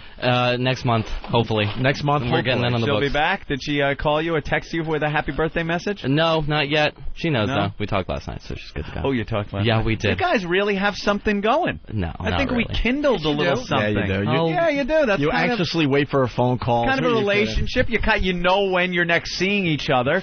You call and talk to each other or text each other. There's a little.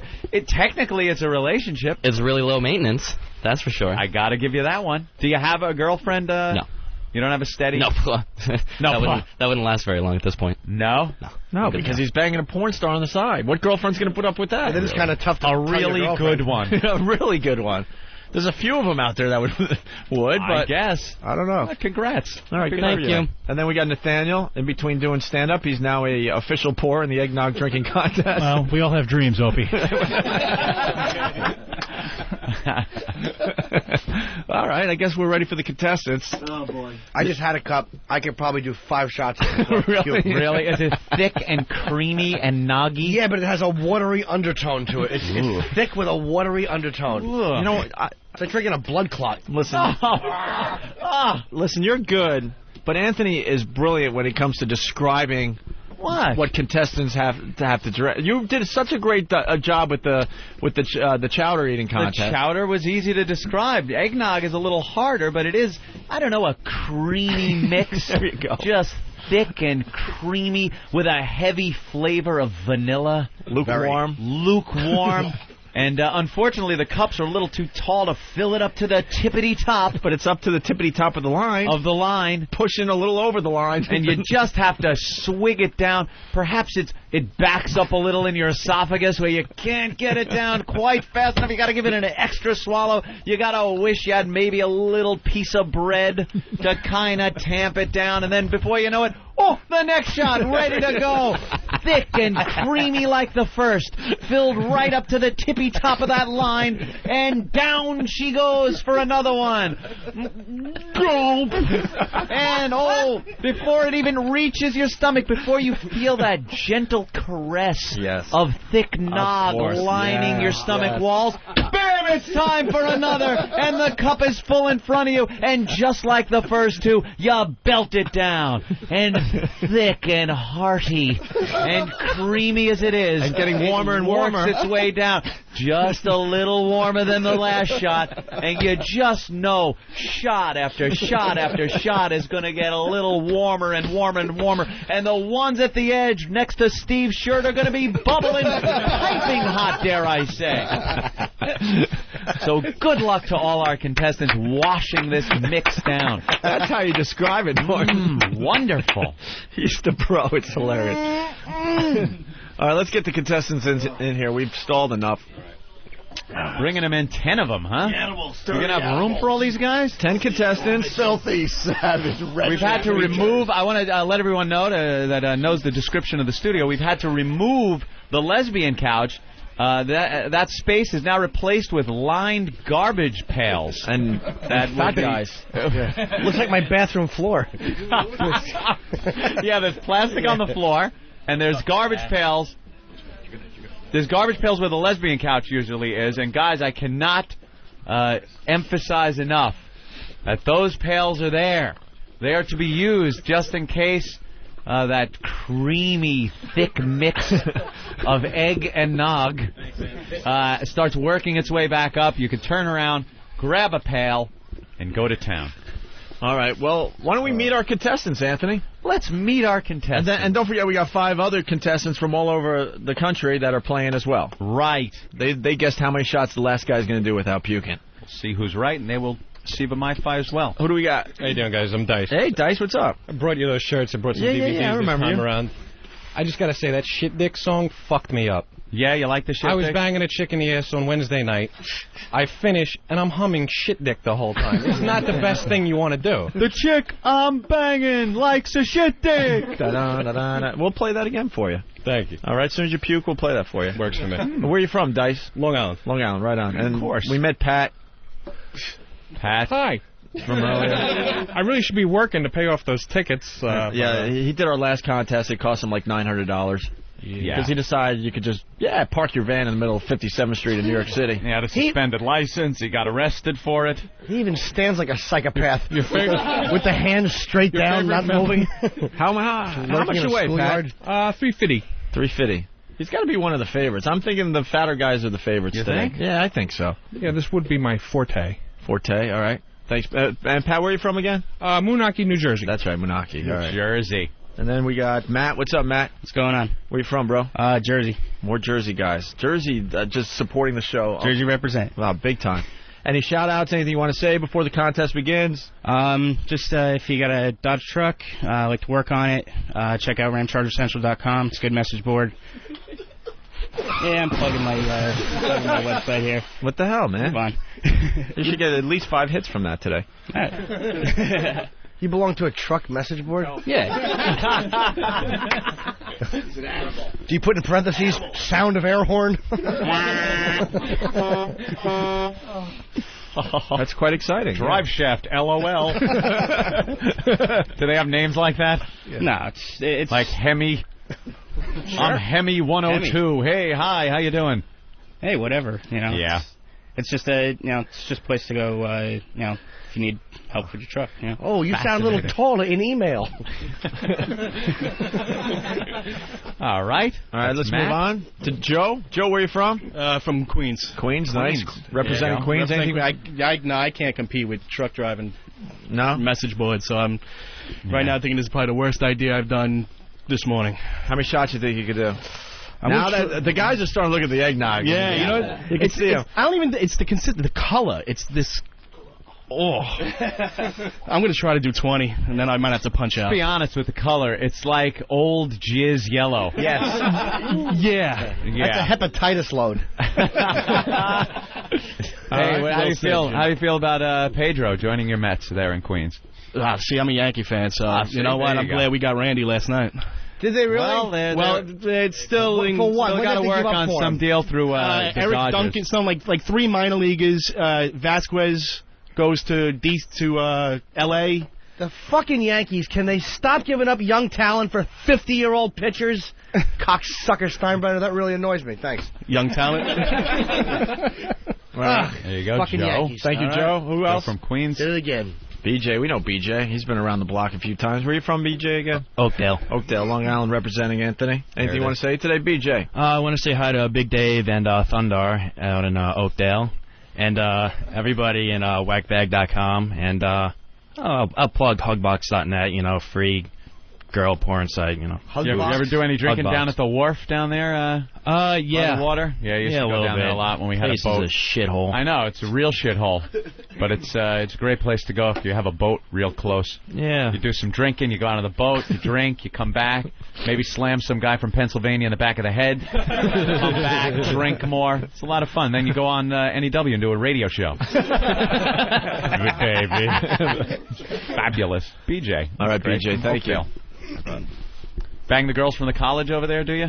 What college is there? Dowling? Dowling. No, I don't talk to anybody from Dowling. Nothing good there at Dowling? Nah, there's all a bunch of black people and Chinese people. So. Black people and Chinese people? Yeah, we don't talk to them that much, Good boy. If they're not stealing, they're staring blank with no expression on their face. Gotta love Oakdale. Thank you, BJ. All right. You're welcome. Hey, John, what's up? Hey, how's it going, Where guys? you from, bud? I'm from Connecticut. Connecticut representing. Yeah. And what do you want to say today? Not much. We'll say hello to the guys at opieanthony.net. I'm on there as Grizzly. Also thank my sister for coming down. Moral support today. She's out. Oh, I thought she was going to be in the we were hoping one of these girls were going to be in the contest today. Well, she really doesn't like eggnog. Who does, though? I know. Yeah, I do. Yeah. Oh, we were going to have little bite-sized fruitcakes here. Oh, We right, forgot the about little that. awful fruitcakes. I see it's Land O'Lakes eggnog. Yeah. The same company that makes the butter. So it's all creamy, buttery, I'm sure, also. Yeah. All right. Wonderful. I'm ready. And you guys, make sure you don't puke on us, please. You guys all look around and see where the garbage pails are. We should have made them eat Do our meat. best. Eggnog and some sort of meat. Some sort of meat? A little cube of meat. Like pork? Yeah. Okay. Kosher Joe Rogan giving out $50,000. No thanks. All right, let's move on to Steve over there, who's wearing one of my What's up, brother's guys? fine T-shirts. I noticed. Of course. Turn Got it around, last man. month. Got it signed on the back by the artist today. Oh, right on. Yeah. Wow, look at that. My brother's What's in Your Pants T-shirts. Fine T-shirt.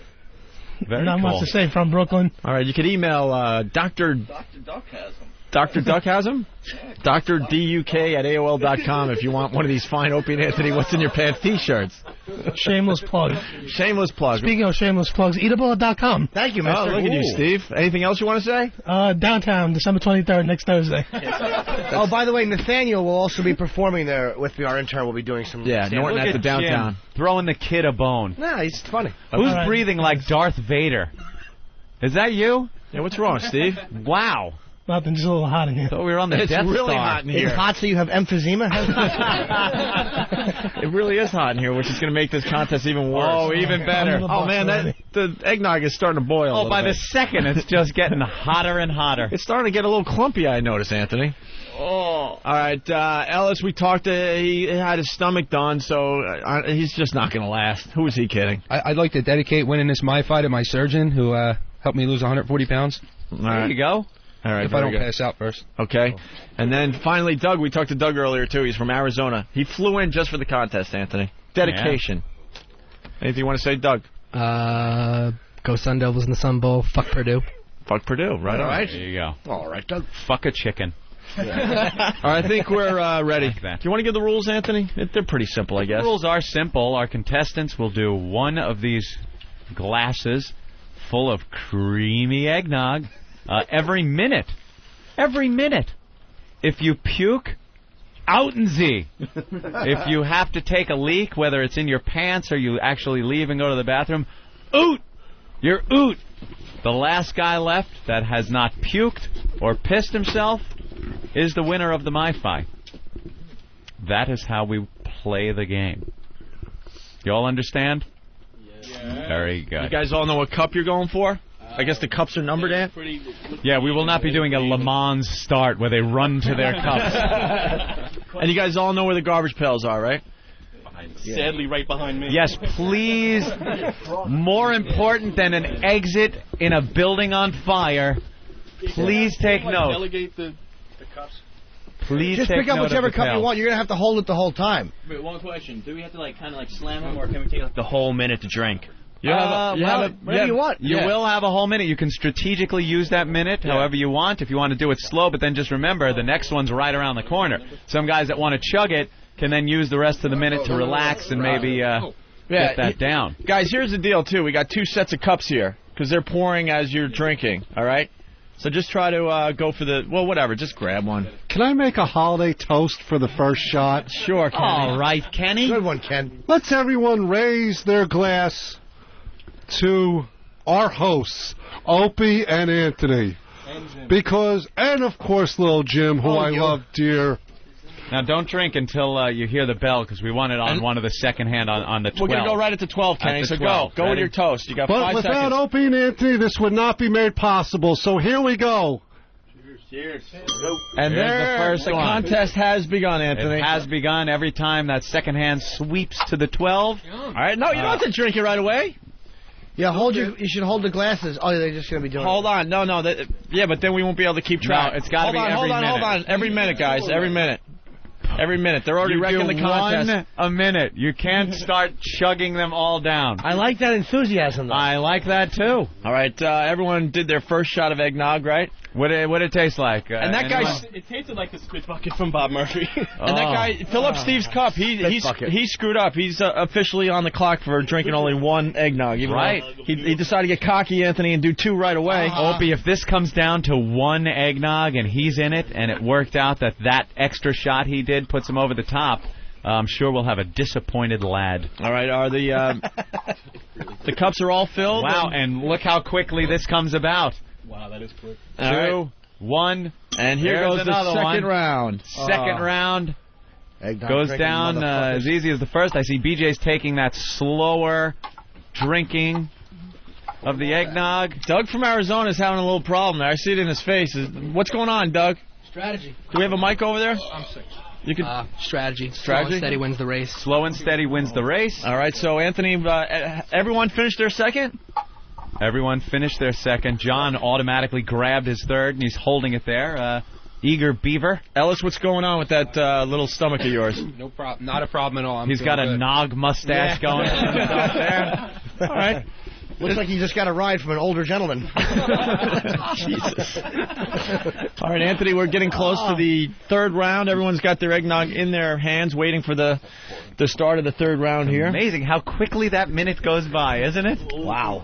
There they too go. quick, right? It's here already. I'm thinking after 5 or so, you're going to start seeing a bit of a change. There goes the third round. In the people's attitudes. I'm looking around the room. Dice is doing okay in the corner there. Joe is the first to finish there. Taste animal. BJ's, everyone's down. How's everyone feeling? Still confident? Still confident. Wow. Yeah, It's Joe, what's starting to going weigh on? Joe down a little bit. What? What's going on, Joe? You don't look too good already. Yeah, I said it's starting to weigh me down like Connor and Lacey. All right. Uh-oh. Ben, anything else? Any other observations? All right, Anthony, the third round is done by everybody. We're filling up the cups for the fourth round. Is anyone starting to think, wow, I might not be able to do this after just 3? No. Anyone? No? How about you, Steve? You're on your 9th. I'm fine. Good to go. Good to go? Good to go, Jim. All right. Any trash talking? Nothing? You guys are... I think Dice over there is starting to puss out, man. Oh, wow. No. I got moved over by the Birdman. I was fine on the other side of Pat. All right, here we if go. I got to puke, I can climb over him. Hit the bell for the 4th round. Here we go. This is the 4th double shot of eggnog. It does come around quickly. Oh, it sure does. All right. Joe slammed his cup down. Thank you. There they go. John, Doug from Arizona. Pat, how you holding up over there? The big guy, Pat? Tastes like pancake batter. Tastes like pancake batter. Oh, warm pancake batter, Anthony. And why would you know what pancake batter tastes like? Ooh, a little trash. I like it. All right. Nice punch in the stomach after a bunch of eggnog. Find out what's in my can. A good horse foot to the stomach. Another carton done. Ellis, you were a little slow there. You all right? I'm just pacing myself. The pace. He's the guy with the small stomach. He's not gonna last too much longer. I got a minute to drink this thing, you said. Yeah, you're right. Hold on, we're getting ready for the 5th shot. Wait for the bell. Wow. Go ahead, raise it. They already got 4 double shots in him, Anthony. How could that little stomach hold that? It won't. It really won't. Yeah. We're coming around again. Another minute is complete. And there you go. This is the 5th double shot of eggnog. 5. Let's look and see. It's not going down as fast with a couple of people. Joe's got I don't know, your eyes are tearing a little bit or something's going on there. Yeah. He's looking a little redder in the face, a little hotter in here. Anyone else have something to say? Just raise your hand and Eric will give you the mic. Ellis is sipping it like it's a Manhattan. Ellis has a minute. Ellis is the one with the small stomach. I got another 30 seconds before I got to finish this one. Yes, you do. Then the next one will start immediately. Anybody else? Anyone else? When did a small stomach become equal you to a pussy exactly? You were talking shit outside, like, "Ooh, I can do this." Hey, I wasn't the one out there blowing a midget to stay warm. Wow. Hey, wow. I don't know what that means, but whatever it is. Ellis I'll just leave it on finished. that one. I got nothing. All right, Ellis, 15 seconds left. All right, Ellis finishes up. 5 shots done already, right? 5 shots we're on? Yeah, somebody's got to keep tabs of this. This is the 6th round coming up in about 5 seconds. Shot number 6. I think they're going to get to 10 easily, and then it's going to get interesting, You think? Anthony. Yeah. Get ready. There we 6th go, round guys. has begun. 6th round of eggnog. And Joe is the one who's finishing consistently first. Got to get him down quick and then rest for 40 seconds, I guess. That would seem to be the good strategy. I think the guys that are nursing it for the whole minute, a little more pressure's on these guys. Has everyone finished? Even Ellis slammed that one. Okay. Yeah. Anyone feeling anything? Stepping up now. I'm feeling good, man. I'm good. Everyone's good so far. It's coming out of Ellis's nose and ears now, though. That could be a problem. Yeah, Ellis is leaking eggnog a little bit. All right, they're filling up the cups, Anthony. The 7th round is on its way. Damn. Pat, how are One you? pussy comment. All of a sudden, you're slamming them with the rest of us now. Hey, what do you want me to say, man? Ooh. Wow, there's How about I drink yours, too? I don't think I'm going to be able to handle it. I don't know. Side wager? Dice and Ellis are going at it, Anthony. What's the problem there between these two? All right, on the bell, guys. The coming 7th back round of around. eggnog will begin. There's another minute gone. Jesus, a minute goes quick. I'm looking around the room. Another round. Pat is done. Dice is done. Matt's done. Joe's done. BJ's done. John's done. Steve's done. No, Steve Steve is sipping. Steve is okay. Now There he Steve's goes. done. Ellis is done, and Doug. Doug, how you feeling from Arizona? Fantastic. You? I don't have to drink this crap. I'm doing all right. Not affecting him yet. No. You think it's going to be a little higher than we anticipated, Opie? I don't know. Nah. No. Or you think it'll Look at kick BJ. in? No, BJ's already shaking his head. No way. Or you think it's going to kick in like quickly, where it's going to turn Also, around? it's going to hit you. Absolutely. BJ is the smallest contestant. I think he's in risk of getting out very early in the competition. Smallest contestant in this batch doesn't mean you're small either. Believe me. We're just If talking I'm the about first one out before Ellis, that really sucks. Yeah, you don't want to lose I'm to kind of Ellis. scared. I'm beginning to smell like a puke smell coming from this dude right here. Remember the little like chick that gurgling always wins the Nathan hot dog contest? Yeah, true. You know. All right, thank you, Club Soda Caddy. Brilliant, as There always. it is. Take him down, guys. Here comes the 8th round, Anthony. 8th round. This is 8 double shots of eggnog. Most of the guys having no problem still. Joe making a lot of faces, though. Yeah, there was like a chunk of I don't know what in that one. Well, the eggnog's getting clumpier. It's been warming up all morning. Yeah. Now, 8 of these 2-ounce shots would make it 16 ounces. That's right. Anyone feeling anything they want to talk about? Anyone? You guys all good still? There's another carton gone. You all right? Did anybody get the stalker patty pubes? No, that was a toenail. No one's having any problem. Joe, you look like you're having problems. No, I'm good. I'm good. Maybe it's strategy. Maybe he's playing possum, Anthony. Playing possum. It's like Ooh, poker. that's true. All right. He could lay back, make people think he's injured. Ellis, you all right? Good, man. With the small stomach? Okay. I cannot possibly see how he's doing that. All right, here we go. Yep. We're Coming back around, and there it is. And Number we're up to the 9. 9th round of eggnog. I'm trying to get a line on how they're feeling by the way they drink these down. Yeah. Steve's taking his slower approach. Ellis kind of having a little more trouble washing this one down. No? No, just a taste. He's making a Just milk. the taste is kind of like Snotty. Well, maybe not the taste, the consistency. It's kind of like a viscous, you know. Yes, very thick. Very thick and viscous. Yeah. Like grease and oil. Yeah. All right, Ellis is the only one. Oh, Ellis and Steve. They're starting to slow down a little bit. Yep. Steve, you all right? I'm all right. I'm fine. All right, Steve finished up his ninth. Fine. And the cups get refilled. Double shot of eggnog. Ellis, you're done? Done. Okay, Ellis is done too. These guys are all East Coast drunks. You're not going to get anybody puking on 10. It's going to be a little while before. Yeah, but these it's guys a puke. lot different than being out drinking some real fun booze. This is thick, creamy, nauseating, heavy. Did I say thick? Yes, you did. And creamy. There it is. Number 10. Here goes number 10. We thought we'd be seeing a reaction by 10. Looking around the room, Anthony, Pat's done. Dice is done. Matt's done. Joe's done. Wow. BJ's slowing down a little bit, but he just completed. John. And, of Ellis. course, Steve and Ellis taking their time Steve once taking again. their time. And Doug from Arizona having no problem Ellis so is far. starting to swish it around in his mouth, like hold it in his mouth a little bit. That's not a good I think sign. I found my talent. Yeah. What's Making that? this stuff. Well, there's a resume stuffer. That's a good one. And I Pat's saw definitely the John. one to beat right here. He has the eye of the tiger. Yeah, definitely. He's enjoying it. That's right. The eye of the tiger in the stomach. Did of I a mention my rhino. diabetes? What an ass. And John, I saw you shaking your head like you were shaking off a punch after that last cup. Just letting it all just drip down the Was that gullet it? a little bit. Yeah. You ever see a boxer get hit and he kind of goes, shakes it off? I saw him doing that. Yeah, it's getting all about the willpower. It's getting a little more interesting. A little bit. Yep. I think we're going to get to 20, no problem, and then it's going to just get 20. It won't be no problem. We're only on 10 now. There it is. This is the 11th round, Anthony. That's all the eggnog we got? John looks like Brother Joe with Down syndrome. Huh? Are we going to run out of eggnog? If we're going to run out of eggnog, someone better go get some now. Like pronto. That would ruin the contest. We only have 6. How many have we been left. through? 3 gallons, and I'm not sure how many we've been through yet. There's 4 in here. Where can we get eggnog? Somebody better go right now. Oh, my God. Just in case. Underestimation of the eggnog Just supply, in case. Just perhaps? in case.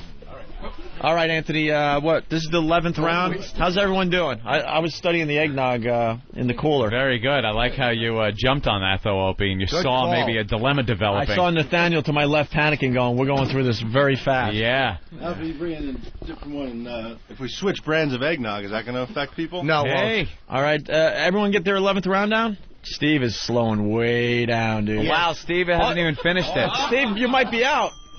Steve, did you finish? Drink. No? Is he out? I don't know if we made that one of our rules, did we? Well, you have a minute to drink every round. He's got to finish this up. All right, from now on, if you don't finish by the time the next round starts, you're out. Steve barely made it. I don't think All right, we no made problem. that clear. All right, so now we're up to we're up to the 12th round, Anthony. I know Steve is sounding like Frankie Blue. No problem, baby. And there's no alcohol in this eggnog, but it affects you the same way. Steve, you had a problem with that last cup. Please let us know what's going You're on. not drinking this one. Eric, get over there. Steve, get out. Yeah. Pay attention. What's I'm the- all right. You're all right? Well, you have Fine. 25 seconds to finish that one up. Get it down. Get that thick beverage down. That thick, heavy beverage. Uh-oh. No, he's fine. Uh-oh. Has everyone else finished? Swallow that thick beverage. 15 seconds, Steve. Everyone else finished, right? Filled with sugar. You can do it. 10 seconds, Steve. Steve? Come on, Steve. 5 seconds, Steve. Wash it down. He's still in, but barely. He's all And right. pick up another one, Steve. Is Ellis out? I Ellis. can't take any more down. Small stomach Ellis is out, Anthony. Ellis is out. Let's say goodbye to Ellis. Thank you, Valiant Ellis. effort. It was great coming up here. He guys. was the long shot in this contest with his little pea stomach. So There we goes wish him Ellis. Our good first luck. contestant That's right. is out. He couldn't handle any more eggnog. Now This'll beat it, serve us Raisin some- Belly. We're in the middle of the 13th I'm on round, my way Anthony. too, guys. Huh? What? I'm on my way too. Go ahead, Oh, Steve. come on, Steve. Chug it. Come on. We got 30 seconds left. Come on, Steve. Come on. Take it like it's the load of an uncle. Yeah, we don't want you bowing out without finishing. You got to at least give it a shot. We want to see some puking, man. He ain't gonna puke. He'll be fine. All right, you got 20 seconds. Everyone else finished their round, right? Come on. All right, here goes Steve. Come on, take that cup of liquid snot. Oh, Jesus. Thick. Come on, Steve, give it a shot. Thick and creamy. Come on, Steve. 10 seconds to get the You got it last 13th time. shot of eggnog down. Oh, he's having some trouble. Come on, Steve, 5 seconds. 4, 3, 2. You can't do it. He's out! He is out. And the 14th round started. Now it's There getting it is. interesting, Anthony. Now, Steve, you got to spin in the circle. All right, thank you, Steve. Thanks, guys, for letting me come Thank on. you, All right, Steve. we'll There see you he after goes. the contest, but we just want to clear the studio out. Oh, burned. Anthony, Not this only is is for he the out, MiFi. We're burned. down to 8 contestants. We're in the 14th round of the eggnog drinking contest. What's Lost going 2 on? in a row. What's We going on? lost 2 in a row. Everyone, I've been concentrating on those 2 that have just been knocked out of the competition. Haven't really given any attention to the other guys. How are we feeling? Good. Everyone else is fine. Wait, everyone drank their 14th like nothing? Yeah. Wow, we're just sitting here waiting for the 15th round to start. It doesn't affect you guys that 2 guys are out now? They don't care. It's good. You think it's good? It motivates you. It doesn't make you think, wow, a few more shots and it's going to get ugly here. Well, that too. All right. Wow, there's a cheering section outside of the window holding up signs now. Great, I got fans. Big boys rule. And the 15th round starts. Go Pat, and then another sign, hope you puke. Wait, we Pat only have looks good. we Pat only looks have good. 7 contestants? I don't know. Didn't we start with 10? start with 9. Oh, we started with 9. Okay. I don't know, Opie. All right. Start thinking of boss's ear. What? Oh, we had a spot for the guy from Maine. All right, this is the 15th round, Anthony. Seems the eggnog is draining any humor that might have been in these guys. Jesus. Dice, how you feeling over there? Feeling fun. Feeling fine, okay. Pat, you all right? Piece of cake? Don't even notice it yet. Uh-oh. Go a couple more hours. A couple more hours, all right? Yeah, you can. Everyone got their 5th. BJ's still in the contest, Ant. BJ, yeah, he Little was BJ. thought to have been one of But the he's long standing shots. too stiff. BJ's not happy right now. He's standing too relaxed. He really wants to vomit. I was surprised to see Steve out so early. Yeah? I thought he's he a was big guy. gonna do good. I knew that old change purse stomach was going to have trouble, but We're up to the 16th round of the eggnog drinking contest. John slammed his. Doug from Arizona slammed his. Going around the room, everyone's still having no problem. John, how you feeling? You're rubbing your belly. You're rubbing your belly. Just massaging it in there. All right. It's good. I'm getting close, I think. Oh, BJ's getting close. now what makes you think you're getting close? I want to know what the feeling is. I don't know. That bloat? Kind of, yeah. But the thing is, like the other 2, they just quit. I'm gonna keep drinking until I puke my brains out. That's what we want to hear today. And somebody just shit their pants. I don't know if that's strategy or something, but it is horrific. Someone fart over there. Who the F farted? Kenny, is it you? That was my big announcement. All right, well, Anthony, it stinks in the and studio. here it goes. There it is, guys. Another one. 17th round in the eggnog drinking contest. 17. And John just slamming it. Pat slammed his. Yeah. Doug from Arizona. A little slow, Put it but right he got down. down. A little slower than before. And BJ still in the competition. Everyone done? John? Who's Joe or eggnog? They better hurry up. No. No, we How got we doing on eggnog supply? How many left? 3 over there. Okay. How many Three over there? How many over there? We should be all right for now until we get 2 more. left over here. They're going to buy too many now. They'll bring back 30. Oh, we're going to have like 800 things of eggnog over here. Guys, any, Matt, how you doing? It's filling up, but it's, just make a little more room. Making a little more room. Oh, There he my goes. God. I like his flaming shirt. Like Steve. BJ's closing his eyes, Anthony, and concentrating. Is it a concentrating move, or is it like I'm going to puke move? It's a concentrating move, trying to ignore that little sharp pain in my stomach right now. And 18. There we go. It's going to be a little hard to ignore when you're drinking a little more. Here we go. The 18th round of the eggnog drinking contest. Pat's just slamming him. Wow. Pat's unbeatable. What does Dice have to say about that, though? Dice? I think it's me and Pat at the end. Really? You're having no problem? Dice and Pat having no problem? I'm a Long Island Alky. What do you expect? Yeah. Matt having a little bit of a problem. Joe just making a lot of faces. I don't know what that means, Anthony. But he seems to be putting it down okay. BJ? I got a few more rounds left in me, and if he doesn't show any cracks, it's his. No, you got it. I mean, we need to see some puking, man. You got to take one for the team. BJ? His stomach's pretty full. Oh, you're fine, BJ. Yeah, he's Sure. Wait, did you finish your last one? Yeah. Oh, okay. And so everyone finished it. 18th round is done. And, Doug, how you feeling over there from Arizona? I'm going till I vomit. All right. It's the Arizona Spirit. Who's cheating? I was figured out quick. You were what? Grab number 9. Fuck it, go with 9. Oh, they're mixing up each Whatever. other's cups. All right, here we go. 19th round has begun Somebody else's backwash. in the eggnog drinking contest. Someone is, the notes are going up on the window. Do it for Connor, BJ. Oh, There's do a it hope for you Lil puke on the Connor. window, and big boys Joe? rule, go Pat. I think BJ's ready to puke. Eric was a little alarmed that Joe was having a problem. Did he gag a little? There was a little reflex. A little trouble getting that one down, huh? Yeah. Oh, boy. Well, BJ? you have 30 BJ's seconds. gonna puke soon. This may be it, this one. Nah, you'll be fine, Uh-oh. BJ. Come on, BJ. Well, he got that down, right? Yeah, BJ's face is looking a little different than earlier. That festive, I'm here having fun look, gone from his face. It's been replaced by a holy shit, I'm gonna vomit look. That determined, I will not puke. You know that look at you when you're fucked up and you know you're not gonna vomit? gonna puke, man. Not this time. You're fine, dude. Oh, wow. You're fine. I just gotta get through my radio shift. Kenny, baby. And 20th round has begun in the Here it eggnog goes. drinking contest. Kenny, you can let the girls and stuff in. We have more room in the studio. Yeah. More eggnog, please. Oh, wow. Uh-oh, Pat. BJ. BJ, you're fine. Take All it eyes down. are on BJ. Oh, his glasses he are took coming his off. glasses off. I don't Uh-oh. want them falling in. He doesn't want to fall boy. in the You got 45 in the pail as he pukes. You got Come on, Plenty BJ. of time, BJ. BJ.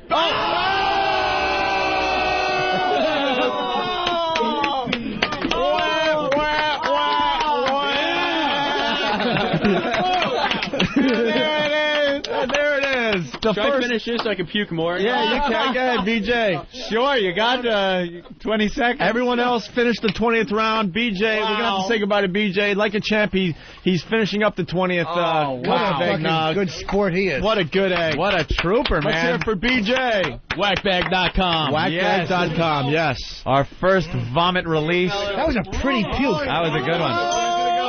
Here it is. Uh-oh, Joe. You drank it down, right, Joe? You're all right. Joe just drank it down. Now He's holding the edges of the bucket and leaning over a little and bouncing. What was that his 20th or the 21st? That was 20, whatever we're up to. All Joe's fine. Oh, so Joe still has to do the 21st. No, Joe just did No, that was fine. Oh, He sucked that one right down. Too bad we okay. can't make him spin in a circle after every shot. How nice is that? Whoa. all right, we're down. Yeah. BJ's still puking out there. Is he? Oh, he's going, oh, that was cool. Thank you, Club Soda Kenny. All right. What did Jimmy Norton just do? Did you get that on tape? I got the owl. I went to look out the window and I fucking forgot that the glass comes in. I just smashed my head on it. It's double paned with about a foot and a half in between, and he thought it was the far window, so he went to look out it and smashed his head. Did he puke? Yes, he did. Did you puke? Yeah. I saw it come out, yeah. Oh, Joe is out. Joe and is we're out. ready to drink more. Punch out, Margaret. Wow, Joe puked. All right, Joe puked the 22nd round of There the you go. eggnog drinking contest. Oh, Why don't we nailed. move the contestants into the center so we know who's who now? We got Doug from Arizona. We got John still in the contest. We got Matt, Dice, and Pat. We're Wow. down to the last 5, Anthony. We have had 2 puking losses. That's a good sign for me. This is for the MiFi, the portable XM satellite radio. The wolf. She ain't ringing us on. Which one? The shit dicks are behind you, Dice. Yeah, All right. Classic. they're putting up signs as the contest continues. Look at that smudge your head left on the window, Jim. Little grease mark. That big spot on the window where you clocked your head. Eric, everyone get their 20-second shot down? Yep. Okay. Yep, we're coming up on, Anyone 10 gagging? seconds left before the next one. Nope, they're all 2 people out by puking, 2 more out by just saying they've had it. And we have 5 seconds left before the next shot, guys. Here it comes. And There we're up you to go. the 23rd round of the eggnog drinking contest. Pat putting that one down like he put down his first, Opie. My He brother's does not seem to my care. brother's very I'm getting a impressed good with whip of Pat. puke in a garbage can. How is it? It's great. It's beautiful. Uh-oh. Nice and creamy. Doug from Arizona having a little problem. He came a long way, Anthony. Is this it for Doug? Think of all the egg yolks. We're going to have to eat oatmeal for a week Come to get our on. cholesterol You're back fine. down. Probably a month. Stomach's like a shit and you bring up cholesterol. Wait, what, Dice? Who brings up cholesterol when they're trying to talk shit? That's a good point. It's hard It's to like, oh, go throw have a the piece of bacon. Your cholesterol will get higher today. That was just fucking stupid. Doug is just sipping, Anthony. I don't think he's going to make it. No, he's not going to make it. Come on, Doug. We got 15 seconds left, Doug. Doug said he'll drink till he pukes. Doug from Arizona is still in, Anthony. What a trooper. He's still in. Drinking like one of those Arizona Indians. Nothing? They prefer Native Americans. Wait, is everyone in? Matt and I make this one. Matt's got... Nope. Matt's fine. That's right. Drink it down. Wait, is he one behind? No, he's on. No, okay. I thought he was All right, behind. so this is the 24th round of the eggnog drinking contest. And Matt looks like it's filling up. It's in between Doug and Matt. Bowing out next, I think. Doug has a full cup left. With It's 40 been seconds 20 to go. seconds. Come on, Doug, you can do it. To this round, he hasn't taken a sip. There's his first sip. Doug, you flew all the way from Arizona on JetBlue, man. Think about the motion of that plane. Turbulence. 30 seconds, Doug. 25 seconds, Doug. The smell of a bad pussy. He is trying, man. Wash his ear. Yeah. A little rough. Someone's scraping their tongue and holding it under your nose. He's 15 seconds. 15 seconds, Anthony. He's fine. This is the end of Just suck it. Wow. Wow, that was as close as you could come to puking. You got 5 seconds, my friend. Come on, Doug. 5 seconds. Come on. Slam it. Slam it. Slam it down. You got it. He just made it, Anthony. There it is. Just Right under made the wire. it. And just in time to do another. Yeah. The 25th round. Puking out of the corner. Matt has puked. And he's shaking. Out. He's shaking like a dog, and it's flying everywhere. Matt is out. Matt is out of the contest. Just couldn't do it. Wow. Couldn't do it. Let's hear it for Matt. My suggestion for the next contest: get a wider garbage can. Man, his puke went kind of flying all over the place. Oh, my Anthony. God. It was like a scene out of Turner and Hooch. Yeah, that's exactly He's it. shaking his head, vomits flying. Doug's got a problem again, Anthony. Doug's got 20 seconds left, and he's got almost a full Come on, cup Doug, there. you flew in for it. Drink. And wait, and I'm also noticing Dice doesn't have... All right, he's getting it down. No, There's Dice 10 went seconds left. Yeah, Dice went with some strategy. He waited to the last minute. Oh, Doug is bowing out? Doug, you're bowing out without puking? Arizona. Oh, and that's it. That's it. We got a gag out of Doug. And Dice is having now, problems. He's having problems. Dice is having problems now. Please. I think Matt puking right next to Dice was a little bit of a problem for Dice. All right, we got Dice, Pat, and John There's left in only the 3 contest. guys left. Dice, you got 45 seconds and a full glass. You haven't touched it yet. What are you thinking? Absolutely nothing. All right. He's having some trouble. No, he's fine. He's fine. Uh-oh. Wait, is he putting it down? Yep. Hold on. Uh-oh. Why don't you at least hold your cup so you can finish it if you feel the urge? Dice, you have 25 seconds left. I don't know. It's for the MiFi. Everyone is moving Come away on, from Dice. Come on, Dice. You just got to wolf it. Here he just goes. shoot that down. It's not going to Come get on. you sick. Dice, Dice, Dice, Dice, Dice, Dice, Dice, Dice, Dice, Dice. Dice is still in, Anthony. Finished it. It's Nice. Pat, Dice, and John. You I finished, haven't John? heard that chant for 10 years. And bing. There's another. Pat washing it right down. Was that a puke? Oh, yes, it was. Oh, yeah, it was a power boot. Damn. Dice is out in the Came out 27th so round of the eggnog drinking contest. Dice, good job, though. Wow. Let's hear it for Dice. I'm going to bow out gracefully. WeAreExtreme.com. Very good. There he goes, Dice. Made a Dice great effort, is Anthony. out. It is down to John Dice. and Pat. John and Pat have done their shots already? They both get a garbage pail. The first guy to puke loses, obviously, and the other guy gets the MiFi, the We're portable just down XM to these satellite two. radio. This is it. Wow, here we go. Guys, how are you both feeling? Good enough where you're confident that Feeling you can great. win this? I'm winning. And Pat? I'm fine. Pat is fine. That's totally That's a fine. big fuck, man. Pat came in second place on the Cherry Darts competition, just missed winning a MiFi. This time, I mean, he's hell-bent. The comeback. He is confident he's winning this. And ding. There we 28th go. round of the eggnog drinking contest. Straight psycho arms. Pat hanging just there. knocks it right back. John, Pat, very quick second. Pat, More eggnog, yay! We don't need that much. that's all right. We had to make sure. We don't need that That's much, Danny. funny. Danny, we didn't need more eggnog.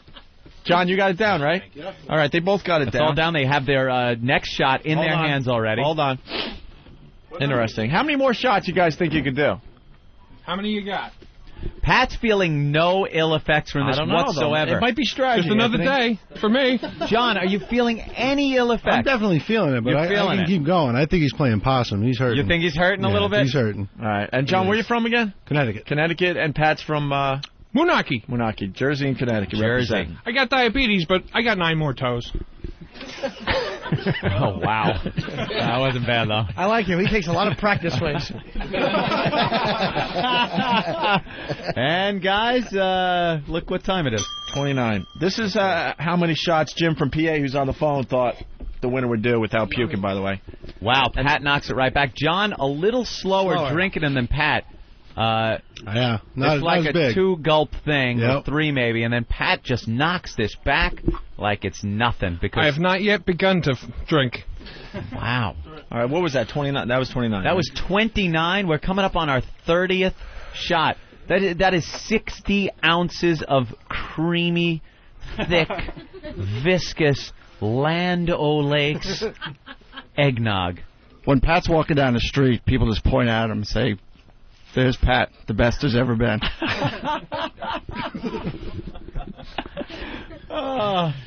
Great. All right, we're just kind of waiting.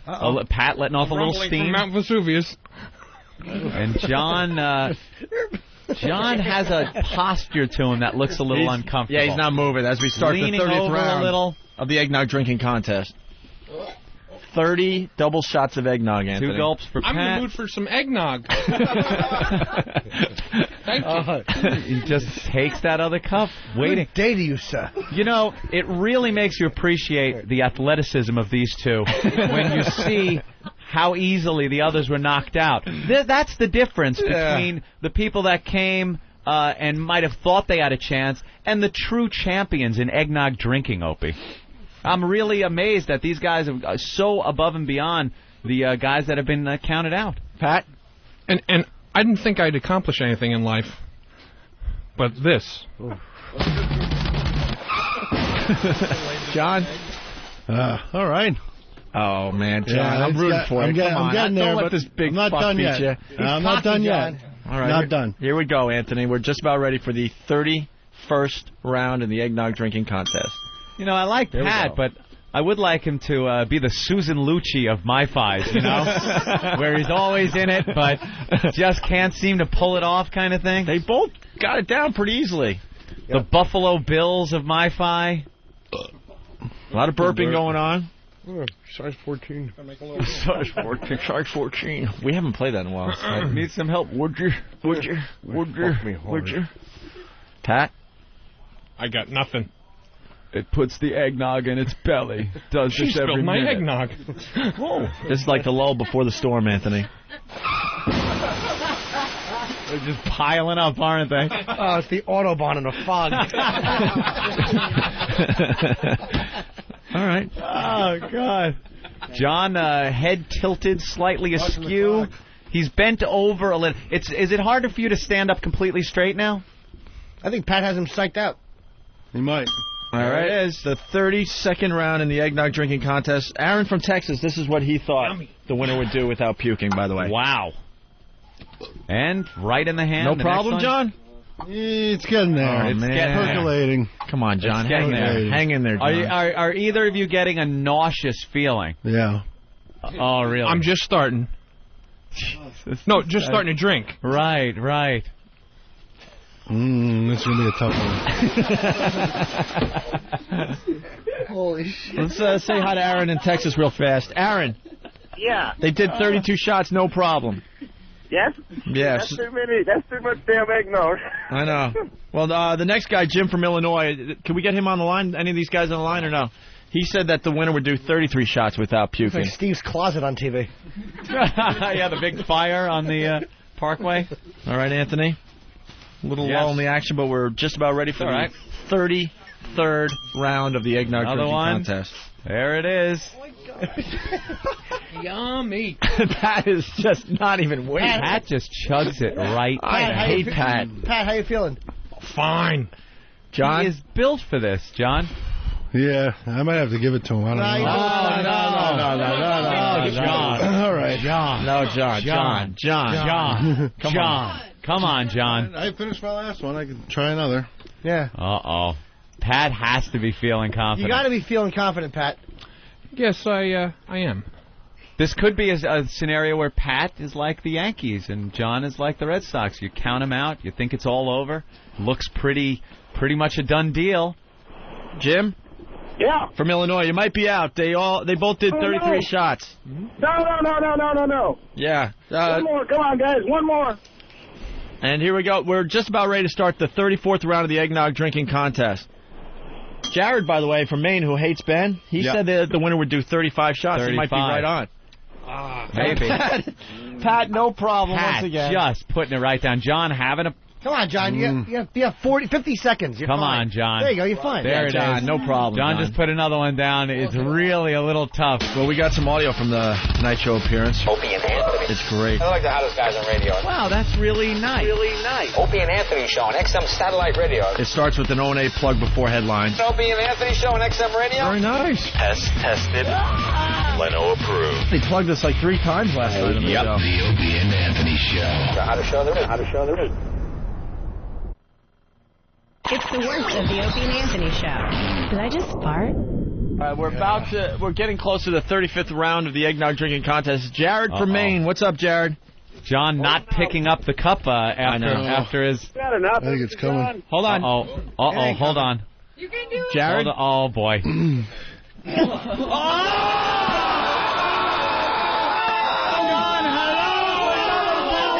Another volley of vomit. A third volley of vomit. Oh, the humanity. Oh, my God. Power booting. Holy shit. Wow. Oh, wow. I am speechless. Time for another shot. And Pat wins and puts another one down. More. Pat, victory. Unbelievable. Pat, John. Let's hear it for John. Wow. Unbelievable. And Pat's drinking another one. Wait, how many are you up to? Let's see how many you can do. More. How many was that? 37. That was 2 after. 37. 37. This is my victory lap. All right, let's just keep. Jared, guess what? You won the other MiFi. We'll talk to you in a minute here, but first let's say hi to say hi. Let's say bye to John. I guess John, what a great effort. 3 powerful fire hose boots into that garbage pail. It was stunning, wasn't it? It was first one. Just this powerful fire hose-like nozzle spray of puke, and then bam, another, and then bam, another. The worst part was I farted during each one, too. Did you? Yeah. Wonderful. But cheers, guys. Thanks for having me on. John. OpieAnthony.net. Thanks. OpieAnthony.net, a great message board. What an effort. There he goes, John. You represent well today, buddy. And Pat. Hey, John. Drinking another one. Oh, no. Now just for There's another one with my name. All right, on now just for the hell of it, we're going to see how many shots Pat could do here. 38. He might finish 38? every single one. 39. Keep filling them up. Yeah, let's just keep filling them up. Thirsty. Let's watch the fat guy puke. Like, Wait, I'm a little thirsty. You got to give him the minute, though. You got to give him the time, right? Why? Okay. Now he's just putting him down like a madman. Somebody have a blood glucose meter on him? All right. You can do it at your pace. So you're up. I am at my pace. You're up to what? 40? This is 41. 40. Diabetic coma. Come on now. You got to stop. 50's a nice even number. All right, let's go for 50. We'll go for We're 50. at 41. You're not really diabetic, are you? Yeah. Oh. God, if he loses a leg, he gets a MiFi and a prosthetic. We could call this the Mabel King commemorative contest. There goes 42. That was a little warm. Uh-oh, that's the first even hint of a complaint I've heard from Pat. Yeah. Could be the turning point. I do feel my stomach going up into my ribs a little bit. We just want to set the bar for future contests. Yeah. 43. Pat's the heavyweight working on champion. this. What do you got? This is 40 what? 43. 43 going down. Well, you're 43 drinking them so fast. double shots of eggnog, Anthony. Wow. No, I know. What are you thinking, Pat? It won't be accurate, but... I'm thinking, can't wait for breakfast. All right, here goes 44.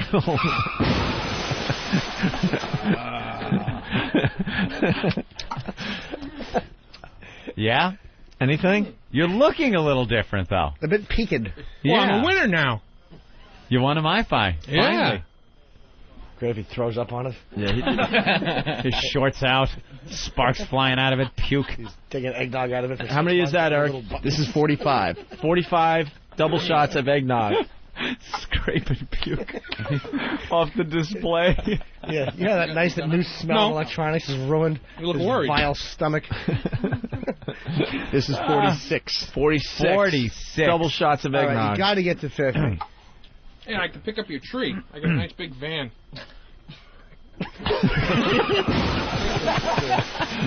Everything out of this guy. 47. 47, Anthony. 47. Car crash sound effect? Oh, my God. He's done 12 since the contest ended. Amazing. Yeah. Where am I at? This is 48. 48.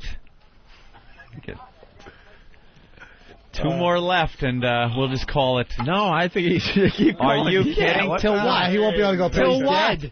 It's up to... This is 49. Past 50. No way. He's got to go past 50. Because if he pukes, then he's actually doing himself a favor. He'll get all of it out of him. This is number 50. I don't think he's going to puke. No, he won't. I don't think he... It has to. It doesn't bother him. He's superhuman. Yeah. That's 50? How does 50 feel? 50 feels like victory. Just keep going, man. Out of curiosity, I want to see 51. 51. Curiosity. Opie would be great in the Third Reich. No, keep putting these spikes in his head and let's see how long it takes for him to pass out. Sew her legs together while she gives birth. 52. 52? Pat, what do you think? I'm slowing down. All right, good. Oh, boy. Pat. He's slowing down. No, he isn't. He just sucked that one right down. And I started my diet today. Jesus, Harry Chapin. 53. 53. Someone's got to figure out. Gave out a brr. Someone's got to figure out how many calories he's done. Wrong. Wow, yeah. How many calories? Well, What did you have to do? it only goes up to 8 digits. Uh-oh. Did you just kind of... Yeah, he's starting to gurgle. No? Cracking. Eric, what are we up to? This is 54. 54. Jesus. He's making everyone else look like a bunch of pussies. Oh, he I know. laughs at them. Pat laughs at Isn't them. he double what some of the guys were out at? Oh, yeah, way. His hands are in his pockets. Pat? He's getting uncomfortable. Okay, yeah, it's uncomfortable. Uncomfortable. All right. Yeah. You want to keep going, Pat? Oh, a couple more. Yeah, why not? 55. Have one for the road. Yeah. You'll probably crash soon. I'm going to put windshield wipers on the inside of my windshield. Spray on that button, you son of a bitch. What is this now? This is 55. 55. All right. Kenny, what do you I think? think that's good for me. I'm not standing nowhere near him because when he lets loose, it's going to go across the studio. I think it could hit the back window behind Anthony. Just think of the pressure that stomach's under. It is. It's like a big rubber bag all stretched, waiting to squeeze it out He's gonna at hyper velocity. He's going to puke. It's going to keep blacks out of a college in 1964. I'm just going to roll him out to the sidewalk. Let's turn the lights back on. All right. 50. For Kenny. This is 56. I think he needs to get to 60. 56 is such a weird number. Yeah, it is 56. I mean, what is that? Pants? Wow. What's wrong, Pat? You're fine. I'm feeling a little full. Of course you Little are. full. All right. 57. Three more. Was Starting to space out that garbage can. No, you won't puke. You got 4 more. You're man. fine. We're all starting to I'm starting to look around where I could It'll be duck. after 60. What's that? It'll be after 60, though. Oh, Oh, you cocky. think? Oh, look at you being cocky. Have you ever drank 58. this much eggnog before? Martini Steve's in the studio. He's figuring out how many calories with his little calculator. What's he up to now? 57. This is 58 right here. 57. And they're double shots, sweetie. Right. Yeah. So how much is one, Steve? 170. Multiply that by 57. Thank you, Jim. 58 now. 58 now. Just take 57 and add whatever. Jim, can you stop, please? 20 calculates. All right, Pat. 9,860 so far. 9,000. Just about 10,000 calories. Yeah. This is number 59. 59, Pat. He's really slowing down. Yeah. The face is looking a little different. How you feeling? Getting ready to go. One more. Oh, boy. All right, here's 60. That's the Now first one he it's hasn't really shot. slow. But he's also not doing it in a minute. He would probably do more No. if he had a minute in between each one. Yeah, maybe. Pat, what do you think? Ready to go pretty soon. If you do 60, I think you could do That's a 60, that's 60, 62. Nah, 62. Don't make him go past 62. 62 is fine. Yeah, 62. Have you ever What drank number it? This is 61. Yeah, you can do 2 more. Yeah, dude. 2 more, and then. What are you, gay? What are you, a girl? Come on. Come on, eggnog dick. Oh, he's really slowing down. Yeah. Yeah, That's not done. He didn't finish it. That's not done. Yeah, you didn't finish That's that. not done, kid. What's wrong with you? 60 what? 61. 61? 62. Oh, 62. Yes.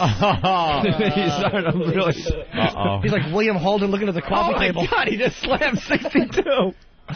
Well, if you do 62, I think he could do what? 63, My Jim? first, I can't bend over to puke. It's, well, I'm right in a line of fire over here. Everyone's moving. Someone better raise that fucking garbage can, man.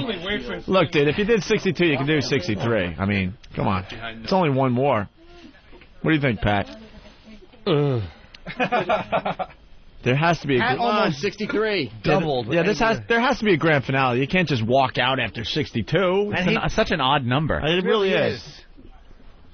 All right, here goes Pat, 63. Maybe he needs some encouragement, everyone in the studio. Let's go, Pat. Yeah. 63. Don't puke. He won't puke. He's fine. Pat, what do you think? He's fine. There's no more room at the end. Wow. You sold out?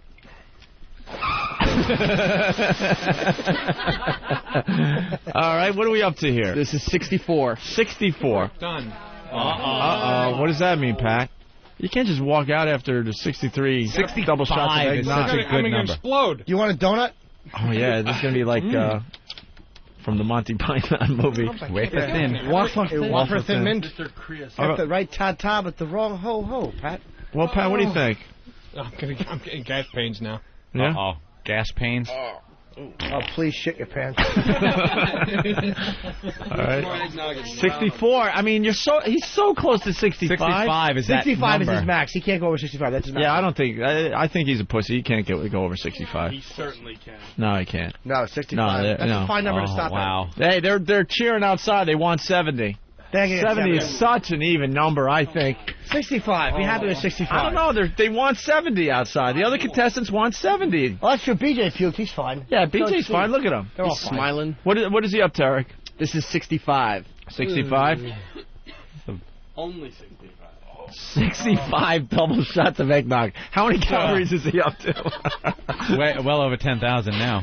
Yeah. I think at the point where I have to make myself puke. Uh-oh. No. Yeah, you might have to. Yeah, you might have to. You got to get rid of that stuff. 11,050. Oh, no. All right, he has raised his 2 fingers, Anthony. You want to do 66? 66! 66! 66! What do I win? 66! You're going to get the puke it batteries. out. The respect of the Opie and Anthony show.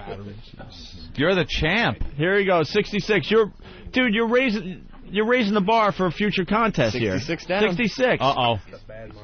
Uh-oh. I have Dude. to make myself. Yeah, you might have to make yourself. Then you better Can't go before 67. Yeah, I say you. It's like a valve. It's going in, but it ain't coming out. Pat, I say you do 70 and then you make yourself puke. I think everyone would like to see How that, many's right? he done? This is 67 right here. 67 double shots of eggnog. Oh, holy shit. Only 3 more now. Only 3 more. That's okay? That was 67. He's not. Dude, he's gained 20 pounds in front of our eyes, man. All right, here comes 68. 68. What are you thinking, Ann? You're studying him. I don't know what to think. 68 double shot. Sweat. You're starting to sweat? Yeah. All right, Jesus, Eric. Just have him puke. Well, no, Yeah, he's got to get to 70. 69. No. He's got to get to 70. No. I say stop. He's got to get to ridiculous. 70. You should stop him. What do you want, Yeah. Pat? You want to walk away, you wanna walk away? after 68 or doesn't up to matter you. if he pukes 69 68 or going 70, down. it's all coming out. 69, 69 done. Take a breather. 70. An even 70 shots. That's it. No more, dude. No more. Wow. All right. Let her 70 rip. double shots of eggnog from Pat You doubled what the other guy from did. Wenatchee, New Jersey, representing. Yeah. What do you want In to the do? trailer park. What do you want to do? I want to puke. All right, then you better do that. Why don't you lift those 2 fingers up? He's lifting his 2 fingers up. Oh, boy. That's all right. You got to do it. Here we go. He's got 3 fingers Here in we his go. mouth. Oh, Jesus. This is Pat from Menaki, Anthony. This. That was just a warm up. That's 2 shots. That was a warm up. That was a half gallon on the inside. All right, everyone, listen. Shh.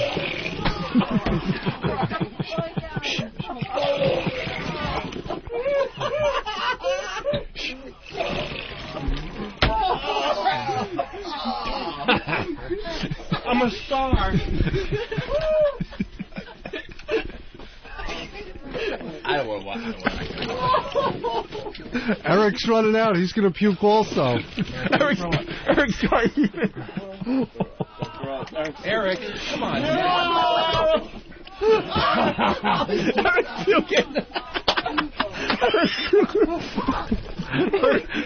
How much eggnog is coming out of this guy? Wow. I've never seen so much eggnog come. Get me a bucket. Oh, Jesus. Thank you. Oh, I can't laugh any harder. Oh, my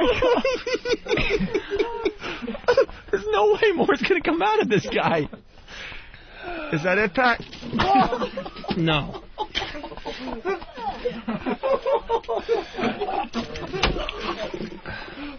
It's 12,000 calories.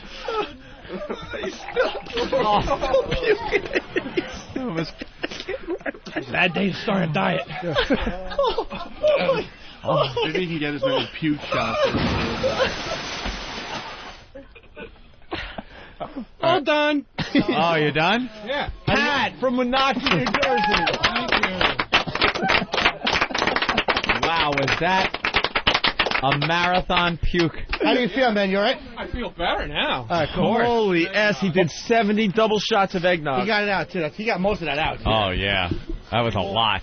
Well, Pat, It's pretty heavy. That bucket's like swimming. Make Eric take that out. I think Eric should have to carry that. Eric vomited. Eric vomited. How are you, Eric? You can't speak. Eric, take those buckets out.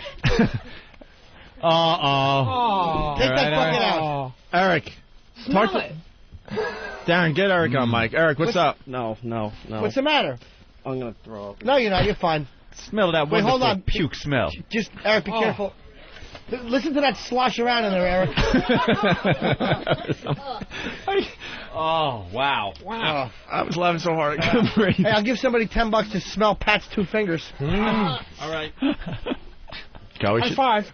Oh, Kathy. All right, Pat, congratulations. You won the MiFi. Thank you. Oh, it does smell it. Now I smell it. Notice Ben hasn't been around. Of course not. Because Ben hates this stuff. Where is he? He's combing his hair with a hammer. Oh, it's puke. Mark Parella's behind him, rubbing his dick on his ass. Does reek in here now. That was 4.3 gallons at 12,000 calories. Nice. You drank 4.3, not gallons. 4.3 gallons. You sure? Yeah, 4 ounces per cup, 70 cups. 4 ounces Do per some more cup. math, Steve. Okay. I thought it was 2 ounces per cup. It should be about 2 ounces. There's shots. no way the guy did 4.3 gallons. You know, Steve. Even 2 gallons would be It's crazy. 2 shots. 2 gallons. Maybe it's 2 gallons, but it's still 12,000 A calories. little over 2 gallons of eggnog from Pat. All right, Pat. We got to give him something extra for doing all. He did an extra 35 shots. He doubled. Certainly did. I don't know what we can give him. We'll give him a T-shirt or something. Yeah, all right. Why don't we get everyone out of the studio?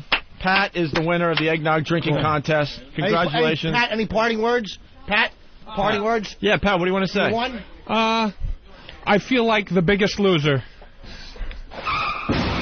Oh, jeez. Thank you, Pat. Thank you. Great job, Go Mike. away. Pete from Connecticut online. Yes, Pete. Yeah, do I win a MiFi? I get 27 awful jokes by the end of the eggnog. 27 awful Pat jokes. Very good. Thank you, Pete. Pete from Connecticut. Let's say hi to Eric in New York City. Eric, what's up? Good morning, guys. Hey. Good morning there, sweet tits. Hi there, Angel. I have a good puke story for you. All right. I'm 3 months into dating my girlfriend, and I'm trying to get laid and get invited to a wedding. Get really drunk. Where are you calling from? A nuclear reactor? Yeah, it's... That hum. We're going to cut our losses there. Brian from Long Island. What's up, Brian? Hey, what's up, guys? Hey. Syndication how? Hey, I just wanted to say 70 shots, dude. It's crazy. It's insane. Yeah, it was definitely insane. I cannot believe the guy just did 70 double shots of eggnog. Hey, where's Jared? Remember Jared? Who hates Ben? He ends up winning the other MiFi. He guessed. He was closest to how many shots? 40, right? I think he was right on the button. He said 35, I think. Yep. 35. He did win. He did oh win. My God, was that? Jared, give us a call back. You won the other MiFi today. Funny. Watching him stick his whole fist down his throat like that and just gurgling. It's probably better for him that he puked Oh, out. without a doubt. That's why I wanted him to keep going, because if that's settled in, I think he would have major problems later today. I was actually getting worried about him. I'm like, dude, he's diabetic, man. I don't want to see guys. How funny it would have been if he went into diabetic shock. Hilarious. We could all teabag him while the ambulance is on its way.